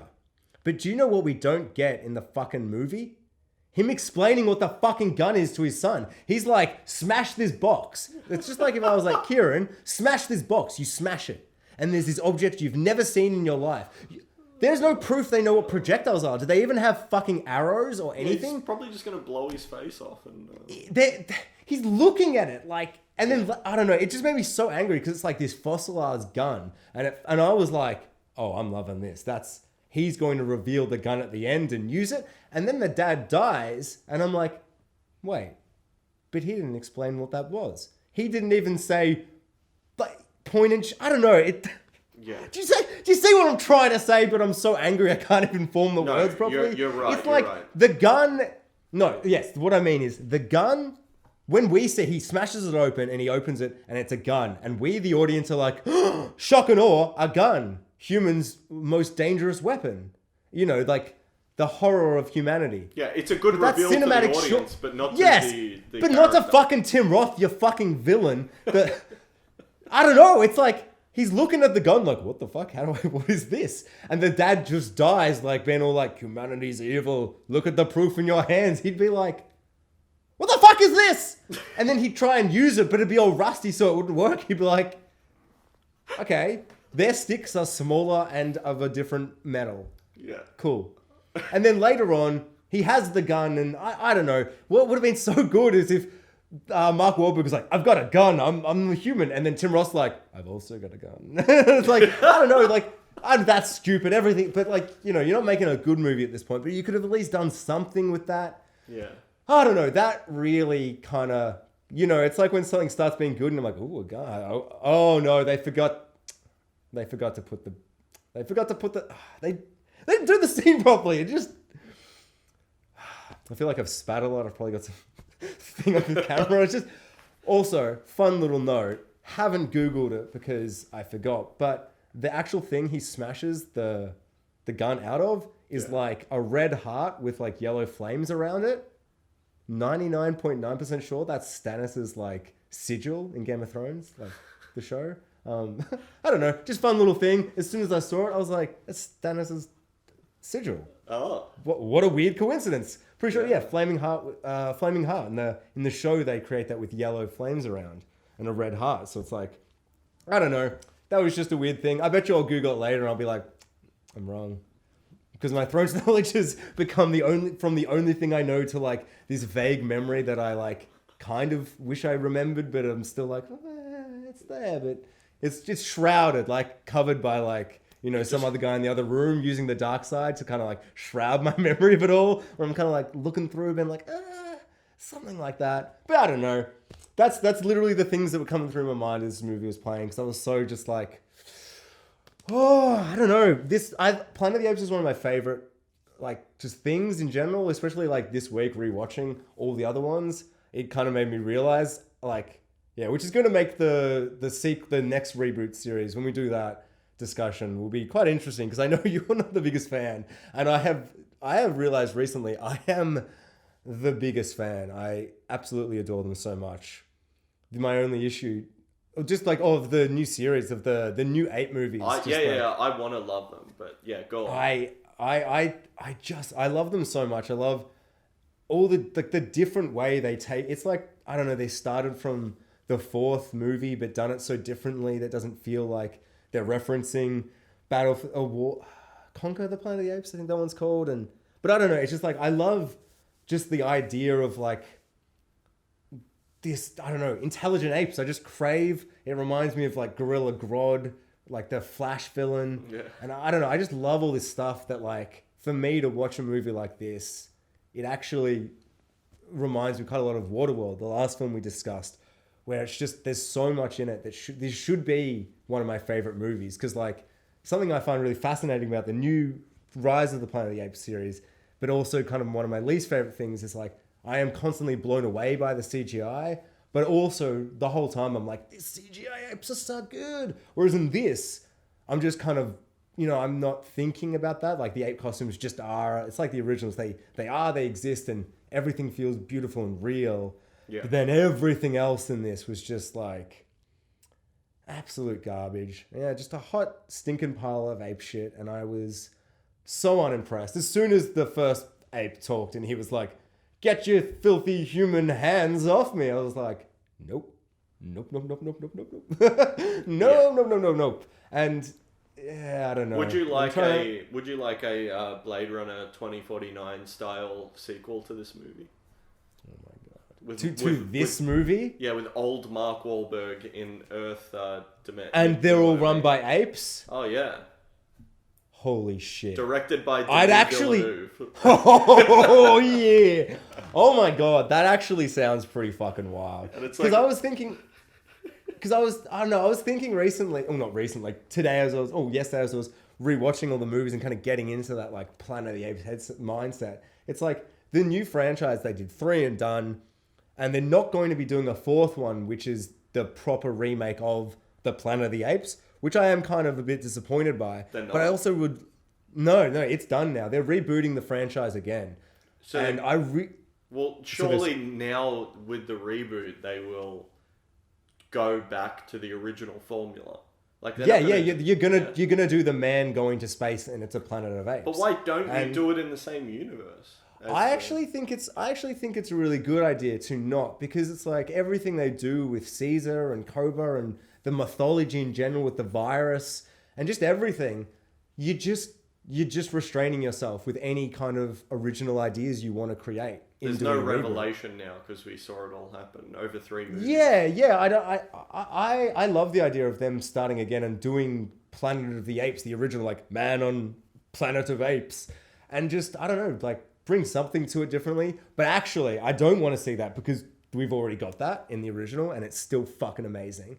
I want to see Mark Wahlberg, and I love the idea that he's old and he's been there for 25 years. So it's like, I don't know, has he just been in prison? I don't know. Why is he still alive? Oh, there's so many thoughts. Like, this is what the movie. It's like a noir, like, you know, movie, and we're following a private investigator ape who's uncovering the truth of like the origins, and God. he has to go and hunt, find Mark Wahlberg, and he's like a recluse, and who was like this all these headlines all this time ago for upending it all, and they have to go on a mission together and rethink everything about the history of the world, and they uncover how he came back. I don't know. But also, I don't want it at all, because the first movie is terrible, and there's no reason that I ever want to have a follow-up. No. Blade Runner 2049. Take an idea that is, like, take something and make it better. Yeah. What I've just realized is what you need to do is remake Escape from Planet of the Apes, the third Planet of the Apes. It's kind of like a soft reboot of that franchise, but it's like in that, two apes go to human world, and there's a scene where there's a shopping montage, 80s style, of like apes. Change that around. Mark Wahlberg on Earth. He's a celebrity. He's fun. He's cool. He's the only human. All the apes want to be him or be with him or whatever. I don't know. Oh, he's like the God. Beatles. He's like the Beatles, but it's just Mark Wahlberg on Earth 2020. But we're apes. We're all apes. Like, he goes on Ellen DeGeneres, the show, but it's an ape version of her, or like, I don't know, an Oprah type, or something, just do everything. The president is like ape Trump, do everything. And it's just Mark Wahlberg just stumbling around being like, oh, what's going on? what the fuck? I want to see that fucking movie. Apart from continually fantasizing the amazing Mark Wahlberg sequel we've envisioned, are there any, like, final thoughts or feelings? Because I generally feel just, I don't know. Before we started talking about it, I thought I was going to be maybe a bit more like optimistic, but you really like made me go, no, you know what? I was having like fun, but in the way where it's like, oh, another fucking, oh my God. This whole movie is a fucking mess, man. Like an absolute mess. There is a scene where Helena Bonham Carter, she's the ape lady, whatever the fuck that character's name is. And it's like, I don't know, like, she's okay, but there's two scenes for her that are just, there's like a scene where they're out in the desert and you've got the really creepy, like, cross statue, like, things. I'm not describing this properly. Like, they're out in the desert and it's like don't stay away, or like, I don't know, it's like Forbidden Zone, and it's like the big scarecrowy like things. Yeah. And I really like the design of them, actually. I was like, oh, they're kind of cool. Not original, that's what they had in the originals, but it's fine. Yeah. But it's like, there's a scene where she's like talking about like, ooh, us scientific educated people don't believe in such fairy tale nonsense as Kalimar, and all this kind of like, oh yeah, you're trying to pretend you're a movie about themes. Shut up. But the movie was so like uninterested in talking about the things it was talking about in that moment that Tim Burton's like, all right, Helen, what you're going to do is you're going to grab that cloth in front of you. You're going to hold the cloth over your face and just kind of look through this hole in the cloth as you say this scene for no reason. Also, kind of add a bit of that weird flirtatious sexual kind of feeling you give to a lot of scenes. Like the scene where she's like, she buys them as slaves. She's like, buy them. And Paul Giamatti's like, that's going to cost a lot. It's going to cost a lot of money. She's just like touching Mark Wahlberg's hand, which is on her in an aggressive like. Yeah. And she's just kind of gently. There's just so many little bits where I'm like, yeah, I get it. It's like meant to be like a, ooh, she likes him. He likes. Does he I like feel her? like Ooh, maybe I feel like the studio made Tim Burton put the blonde chick in. Because they're like, this is weird ape bestiality. What the fuck is this? And they're like, it's weird, man. We know it's you're like, a freak, yeah. Tim Burton, but we just gave you $100 million, so please. You're not allowed to have Mark Wahlberg fuck an ape. Yeah. We will not allow you to do that. We know that's what you want to do, so just put this hot blonde chick in. Do you think that's the only reason he made the movie? And then at the end, they're like, put this female human in. And he's like, female human? I'm not interested in humans that are female. No. Yeah. I don't know. Think Just, so. yeah, it's so gross. And yeah, I don't know. I just thought her performance was so off in that scene where, I don't know, can you remember the moment with the cloth? Because I went and played it after I watched it to be like, was it as weird and just it's off all as I remember? just as weird. It's all as just... And there's another moment that it was particularly bad, I felt, especially when they reincorporated it later when they got over the river.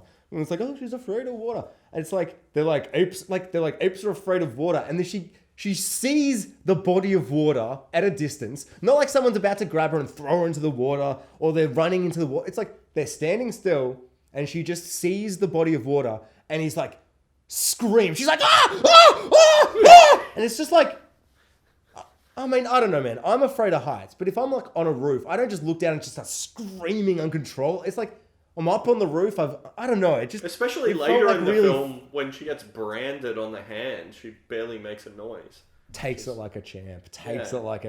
I actually kind of like that because I was like, what does she think she's doing here? Like, she's fallen...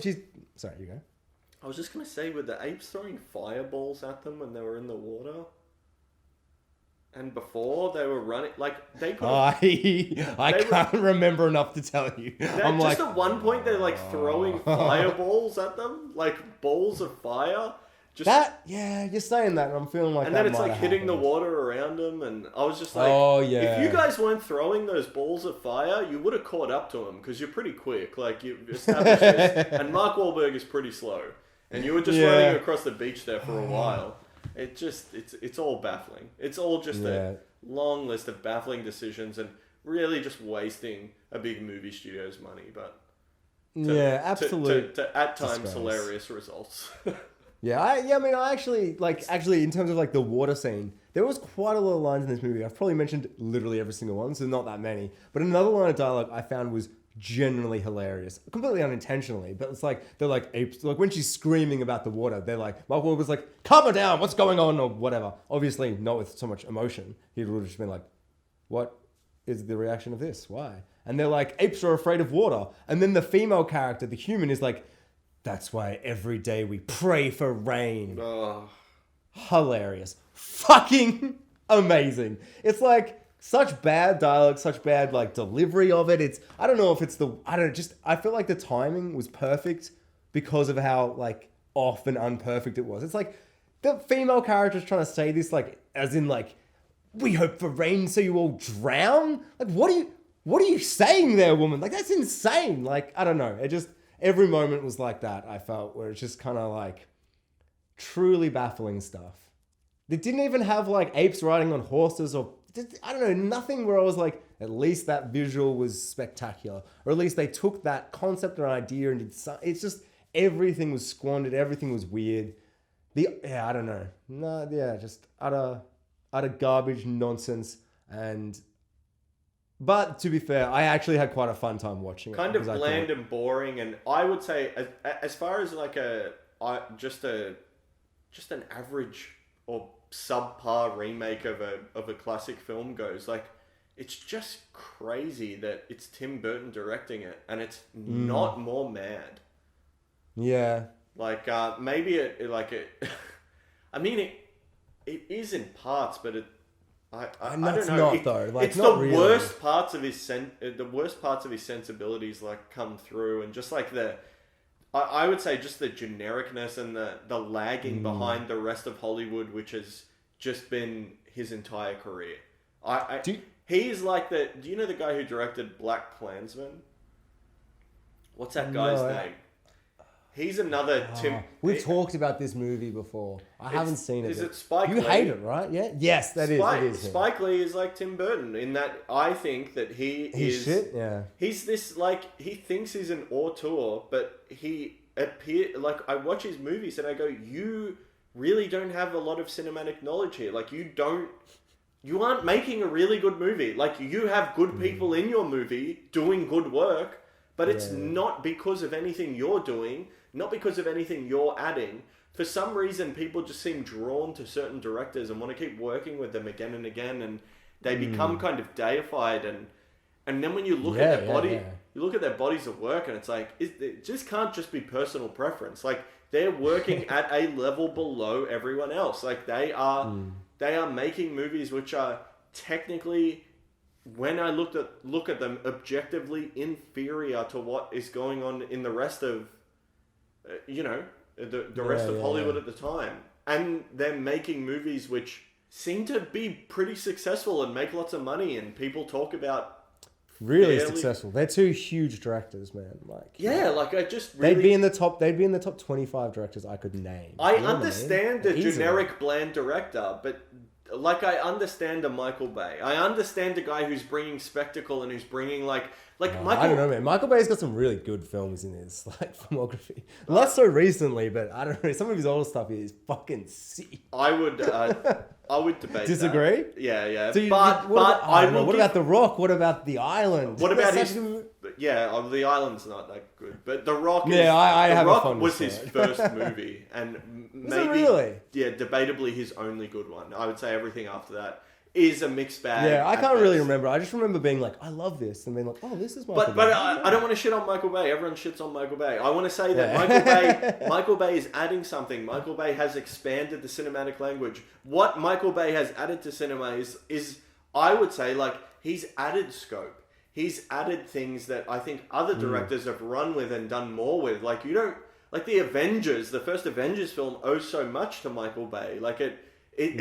Joss Whedon, he was taking a page out of that book and was able to bring in his voice to it, and then able to sell the spectacle. But it's all through that Bayhem lens. It's refined and it's simplified, but it feels very, very, very reminiscent of that language of cinema that he kind of started with, and then this Marvel Cinematic Universe has kind of run with, and a lot of other blockbuster entertainment has. For better or worse, he's able to blend practical and CGI elements and create a massive sense of scope and deliver really good sound design and tie it all together and give you a pretty heart pumping action sequence. I just don't give a shit about any of the characters or the plot. His character work is usually really. That's where it all falls flat. I started watching his new movie, Six Underground, or whatever it's called. And I got 5 minutes in and I was like, nope, I just can't be bothered. But a Tim Burton or a Spike Lee is just not doing any of that. I think that they're detracting. Yeah. They're making movies like the Old Boy remake. They're making just derivative, inferior. Did Spike Lee make that? Yeah, this is what I mean. I watched a 2-hour. You just go and watch. Go and watch their movies and look at their careers objectively and look at what they've done. And at most, you've got just a couple of movies that are fine, and the rest is really not very good and lagging behind. And people remember the movies, I think, much more fondly than when they watch them again and realize that they're. Yeah, it's everything, and I think maybe because they're working, Tim Burton specifically is working in this avenue of pre-existing intellectual property, and then those things are being rebooted again. It is even more you get the Tim Burton Batman movies, and then you get Christopher Nolan do them, and it's night and day, and then it's been done again since then. But now you've got all of these directors, and then you look back and you're like, oh, it's not as. What I thought it was. It's not just that it's new. It's that person really did, and added and did a lot with it. Yeah. And even Nolan didn't figure it all out. The action isn't that great in Batman Begins. It's all a bit shaky and crappy, and he's doing all these other things really well. That's what I mean. Action's never really his strong suit either, to be fair. And he gets so much better by the third one, but then there are other things lacking. And it's as long as a director is bringing something, they're bringing their voice and they're trying to push things forward a little bit, and you can be derivative with certain things as long as you're doing other things elsewhere. I just think that for the most part, this is more of a review of Tim Burton. I'm so glad I was not expecting this fury, this anger towards him.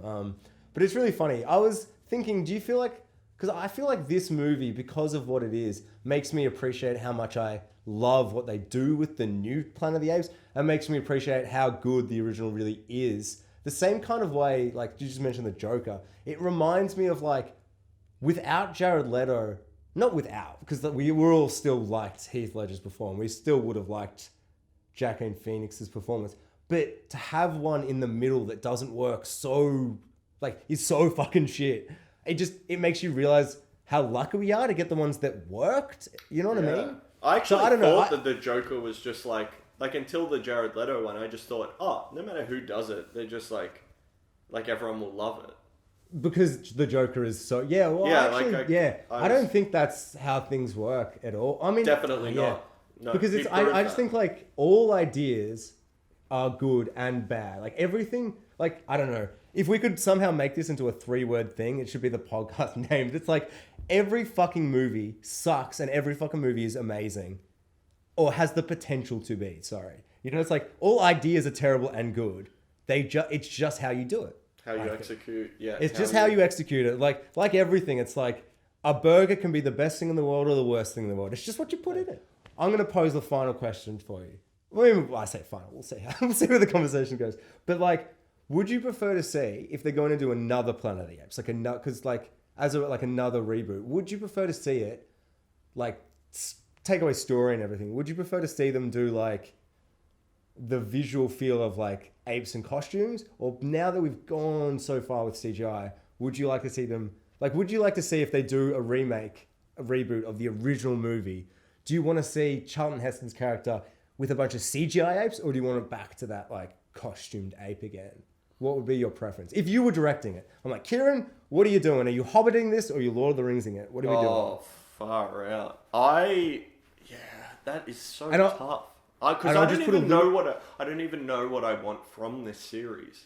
Like, I don't know if I want more from it, or if like it is all just kind of based. Like, do I love the world, or do I just love like kind of the ideas that are expressed in that first movie, or like the world and the ideas are similar, but like I don't know, the ideas are so complex, but the world, when you take that away, is very fun and silly. So it's like, I just love that blend of just the visual of a city of apes, but like then the incredibly nuanced discussion of like animal rights and like religion versus science and government kind of corruption, and just, I don't know, it's the original movie is just absolutely mind-blowing.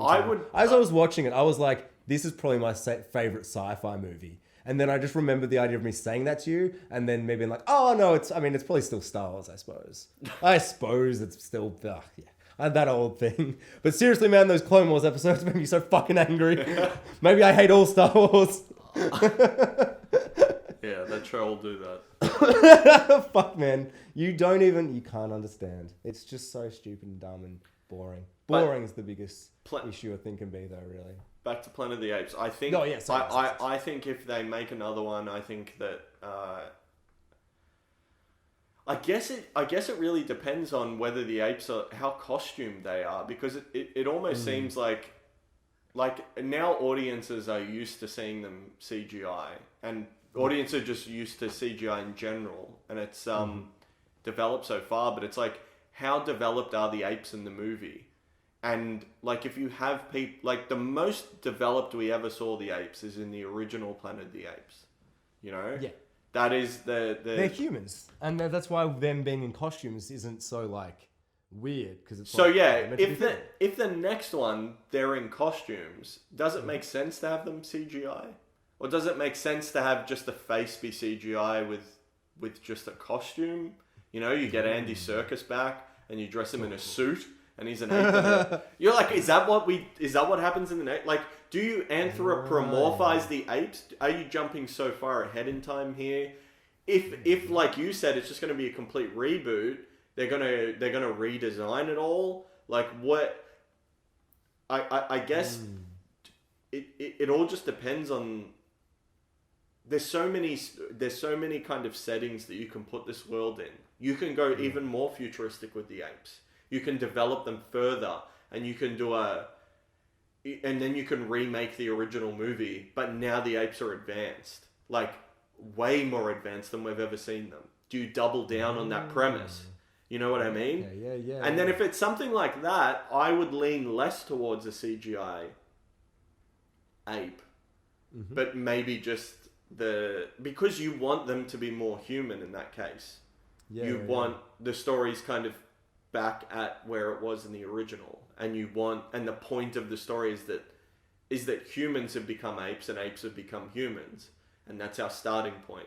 So I think you've changed my mind, because I was going to be I want them to be CGI just so it has that visual difference. Yeah. Like, I love that when I look at Tim Burton's one, I'm like, it's like early 2000s. It feels like, I know you say it's a bit different, but it's like, if you look at the old one, it has that feeling of something that was shot in like the 50s or 60s. It has that like just taste and grain to it. And then the 2000s one, it feels like a movie around that time. It's practical. There's a bit of CGI. The CGI is a bit wonky, but some of it's surprisingly, not the worst thing in the world. And then this new one, the first movie, the CGI is pretty good. The second movie, the CGI's got all the money. It looks incredible. And then the third movie, I was like, oh my God, these apes are real. Like, stop making the orangutan ride a horse. It's not me, it's me. But that's the thing, is that they're leaning really heavily on the new 3 movies on these are apes. And they are moving like apes, and they are... Yeah. Oh, the difference. I didn't even realize. Like they ape the way he's like... Yeah, the whole movement of it is really fascinating. And then they progress. Yeah, they are pushing it more towards that. But what sells the effect is, I think, the ability to render hair and muscle. Oh, dude, the hair. That difference between Rise and Dawn, 1 and 2, the hair gets so good. Yeah. Immediately. The first scene, all their hair. The second movie, it immediately starts, it's like 100 apes running and they fight a bear. They're like, look at the hair. Look at all the CGI hair. You can't handle it. And I was like, I can't. It's too good. But like, yeah, I don't know. Because I hadn't realized it, but in these new ones, they're just apes. And he's in the third one. It's all in their mind. Yeah, it's all ape. There's a lot of apes that don't even speak properly. They meet an ape in the middle of the third one, and he's like speaking proper like Caesar, and they're all like, "What the fuck's going on here?" Like that's weird. And I'm just imagining a fourth movie where Caesar, if he hadn't died, and all those characters like in a fourth movie in the planet of the apes, and the human comes. It's not working for me. I think you're right. I don't think CGI would work, but they'll do CGI if they do it again, because I don't know. I've turned more on CGI. I like it more and more each year, but fuck man, it's probably my favorite use of CGI since Gollum. Like it blows me away. And I was about to say another movie, and it was King Kong. It's like they're all Andy Serkis, and most of them are apes. Maybe I just like big CGI apes. Well, and I think I love Gorilla Grodd and Flash too, actually. And that's terrible. Yeah. I think what all of his performances have in common is that he is a very expressive mover, and he is able to translate that into a computer very well, and he's able to sell that, and he's able to give the technical wizards all the information they need to create like a performance out of it. But it's like really balanced between those two, and I think where you're seeing the really like impressive visual effects come out of is still Weta. It's always Weta. Like, imagine if they had 2001 CGI, then none of the movie would be palatable. It'd be unwatchable, man. Completely I don't know, unwatchable. my biggest probably my biggest criticism, and it's not really the movie's fault, but of Rise. I know we don't want to talk about it too much, but it is with the CGI-ness, is that I'm watching that first movie going like, yeah, this looks good. But I remember watching this when it came out, and I was fucking blown away. Yeah, I was so blown away, I couldn't believe it. Like, that was probably one of my favorite movies of the year. I could not deal with it. I think I was so blown away by the visual effects in the second movie that I didn't even realize I was not watching a good movie. And it took me we need to do a whole thing on that, but it took me a couple of years to realize that the effect was maybe tricking me. And it's funny that like the original Planet of the Apes was this like massive achievement in effects at that time, and then this new movie is that same thing as well, just for a completely different, the same series has pioneered two completely different effects in completely different ways. Like, that was as groundbreaking in the 1960s, and the effects work done there was as astounding to people going to the cinema as Rise was, in 2011. It's just, I don't know, it's kind of awesome that, like, I don't know, even though this movie is fucking garbage, I just love that this film series has had such a long legacy, and it is really so different and, like, vast, and I don't know, they all shape and inform each other in weird ways, and I am really, really, truly excited to see what can happen next if they decide to make it different again, because it's kind of crazy that they're all different, and that Planet of the Apes 68, 2001 and 2012 or whatever, 11 or whatever you said it was, if they're not all just the same movie again and again and again. You know what I mean? Like they are. They're very different, and then they're all in completely separate universes to one another, and they don't. And it seems like again they're not even trying to make it cohesive at all. Which is awesome. Yeah. Yeah, that's why the next next logical step in this series is you jump way forward in time. But I just don't care about that universe without the Caesar character, because it's the only reason I enjoy them, really, because in terms of like, I'm following this character and the world is great, all the CGI is great, but like the second one only holds up for me because of the journey he goes through, realizing he's wrong with Cobra, you know? So it's just the character. So without him in the fourth one, I'm happy for them to then do a different series, so you're not beholden to what they did do. See, I don't think that there's that much character there. I don't think that there's that much to chew on. I think that what's more appealing about these movies are the amazing CGI. I think that is an incredible package surrounding something that is pretty underwhelming. That's so good though. I don't know. I think that I think again, if we throw the bucket of water on Tim Burton, we also got to throw the bucket of water on Weta. And, no. And I don't want to watch the movie with a bunch of men in ping pong ball suits. And of course, don't do it to me, Kieran. Don't do it. Well, it's no. I think when you look at just the raw story with the soundtrack and the effects and everything stripped away, that what you're left with is something that is very, very, very kind of bland, predictable, cliche, and just very uninspired. And in particular, the second is very cliche. And then the script just solves problems out of nowhere that the whole movie's been working up to, and it's like, oh, there's a Deus Ex avalanche that just wipes everyone out conveniently, but apes are fine. And there's just weird shit like that where it's like you're so lazy here. You spend all this effort, all this time, all these hundreds of millions of dollars to make me believe in these apes, and then you make such a bafflingly stupid writing decision to make it that you can just poke underneath dirt and literal holes will fall out, and then people can just walk around on this surface that you can just poke through. And the whole compound in the third movie is built on just a thin layer of dirt that anyone can push their hand through, but none of it falls through. That's a perfect encapsulation of what the movie is. It is a shoddily built base sitting on a thin veneer of dirt, which is the visual effect. And as soon as you stop thinking about the visual effect and you start thinking about the plot and what's going on in the movie, and you just replace them all with humans, I think it all becomes completely uninteresting. Like in every way, shape, and form. And I don't think that about the first one.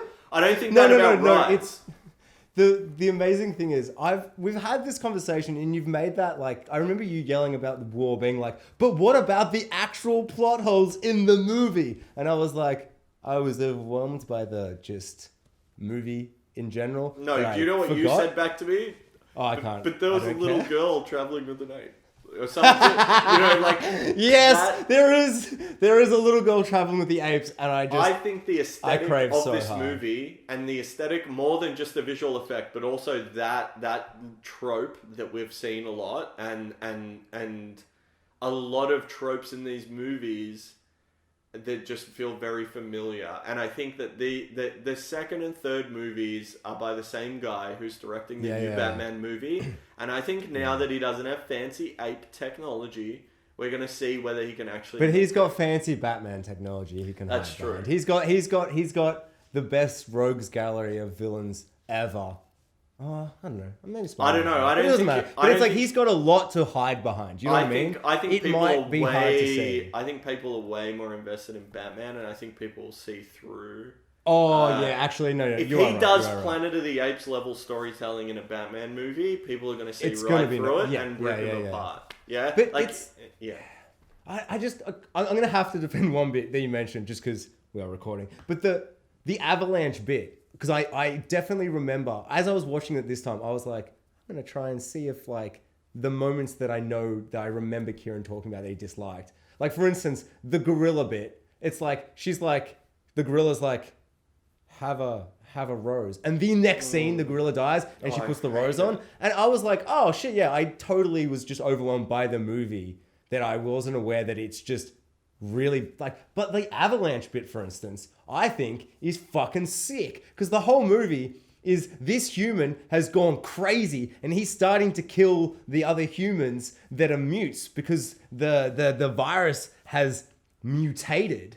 And they're all starting to they're all becoming apes and losing the ability to speak. So he starts killing them to try and wipe out this new mutation. And so he's a loose unit. So these other people, these other humans are coming to fuck him up. The apes are irrelevant. I just love that in 2 and 3, the apes are just there, just existing in this virus-stricken world that's destroyed humanity. Humanity's always stronger. It's always better. We've got the guns. We can kill the apes like that. But what we don't, I don't know, I just thought it was so funny that the humans were like, yeah, we're humans. And then nature's like, fuck you. And the apes, and the whole thing for me is like that the apes are like a better, stronger person, except that we've got like, you know, we make guns and they don't. And so we've got that above them. But what do they have above us? If an avalanche comes, we can't all climb trees.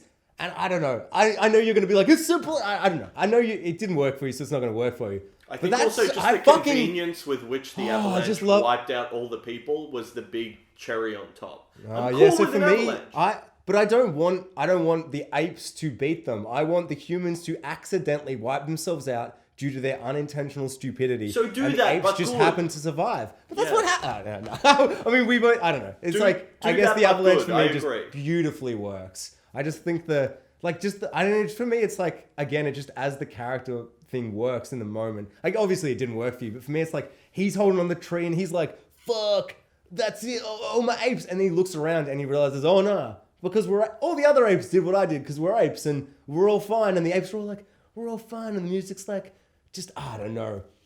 It's, there's a bit where he's like, no, sorry. I'm going to just keep talking about bits where I'm like. We should save it because I want to I'm sorry. Yeah. It's, no, but you're right. They're the exact same things. And those plot holes are totally there. But there's also a bit where like the little girl's like, does the apes together hand thing, and Caesar's like, oh my god, and the music swells, and I'm like, this is the greatest song ever. Oh, I just cry. I actually, as I was watching it this time, I'm like, this is one of my favorite movies. I fucking love this so much.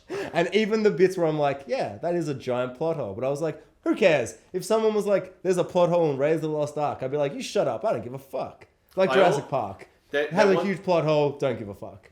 There was a very, I saw a very interesting comment recently that said that all of the new movies' titles are the wrong way round. So that could very be true. It is. All you got to do. Wait, so you go with War first though? No. You go Dawn, then you go War, then you go Rise.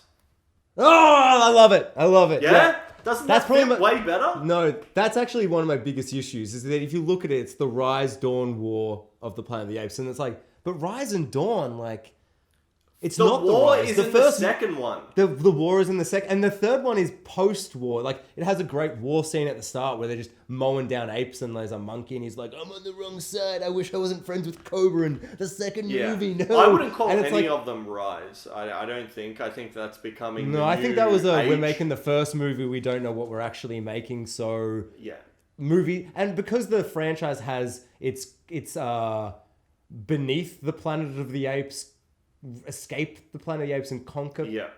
And then war or battle. It's a pre-existing, So it's like, it's a thing to have words. So it's like, I feel like they just went, and they just looked at all the words. They're like, do we call it the Dark Planet of the Apes? No, do we call it Rise? Rise is fine. And I guess he rises at the end and has some apes with him in a forest, you know? But yeah, that's cool. Dawn, War, Rise. It fits better. It fits. And I like Rise being at the end. You know, like Batman. I don't know. That's a good way to end it. Like they're rising. Like Rise of Skywalker? Oh, fuck you, man. Let's end the fucking podcast now. So I'm going to just go and cry for like an hour. I feel like that's You've ruined my... That's a good spot to end it. I don't want to talk anymore.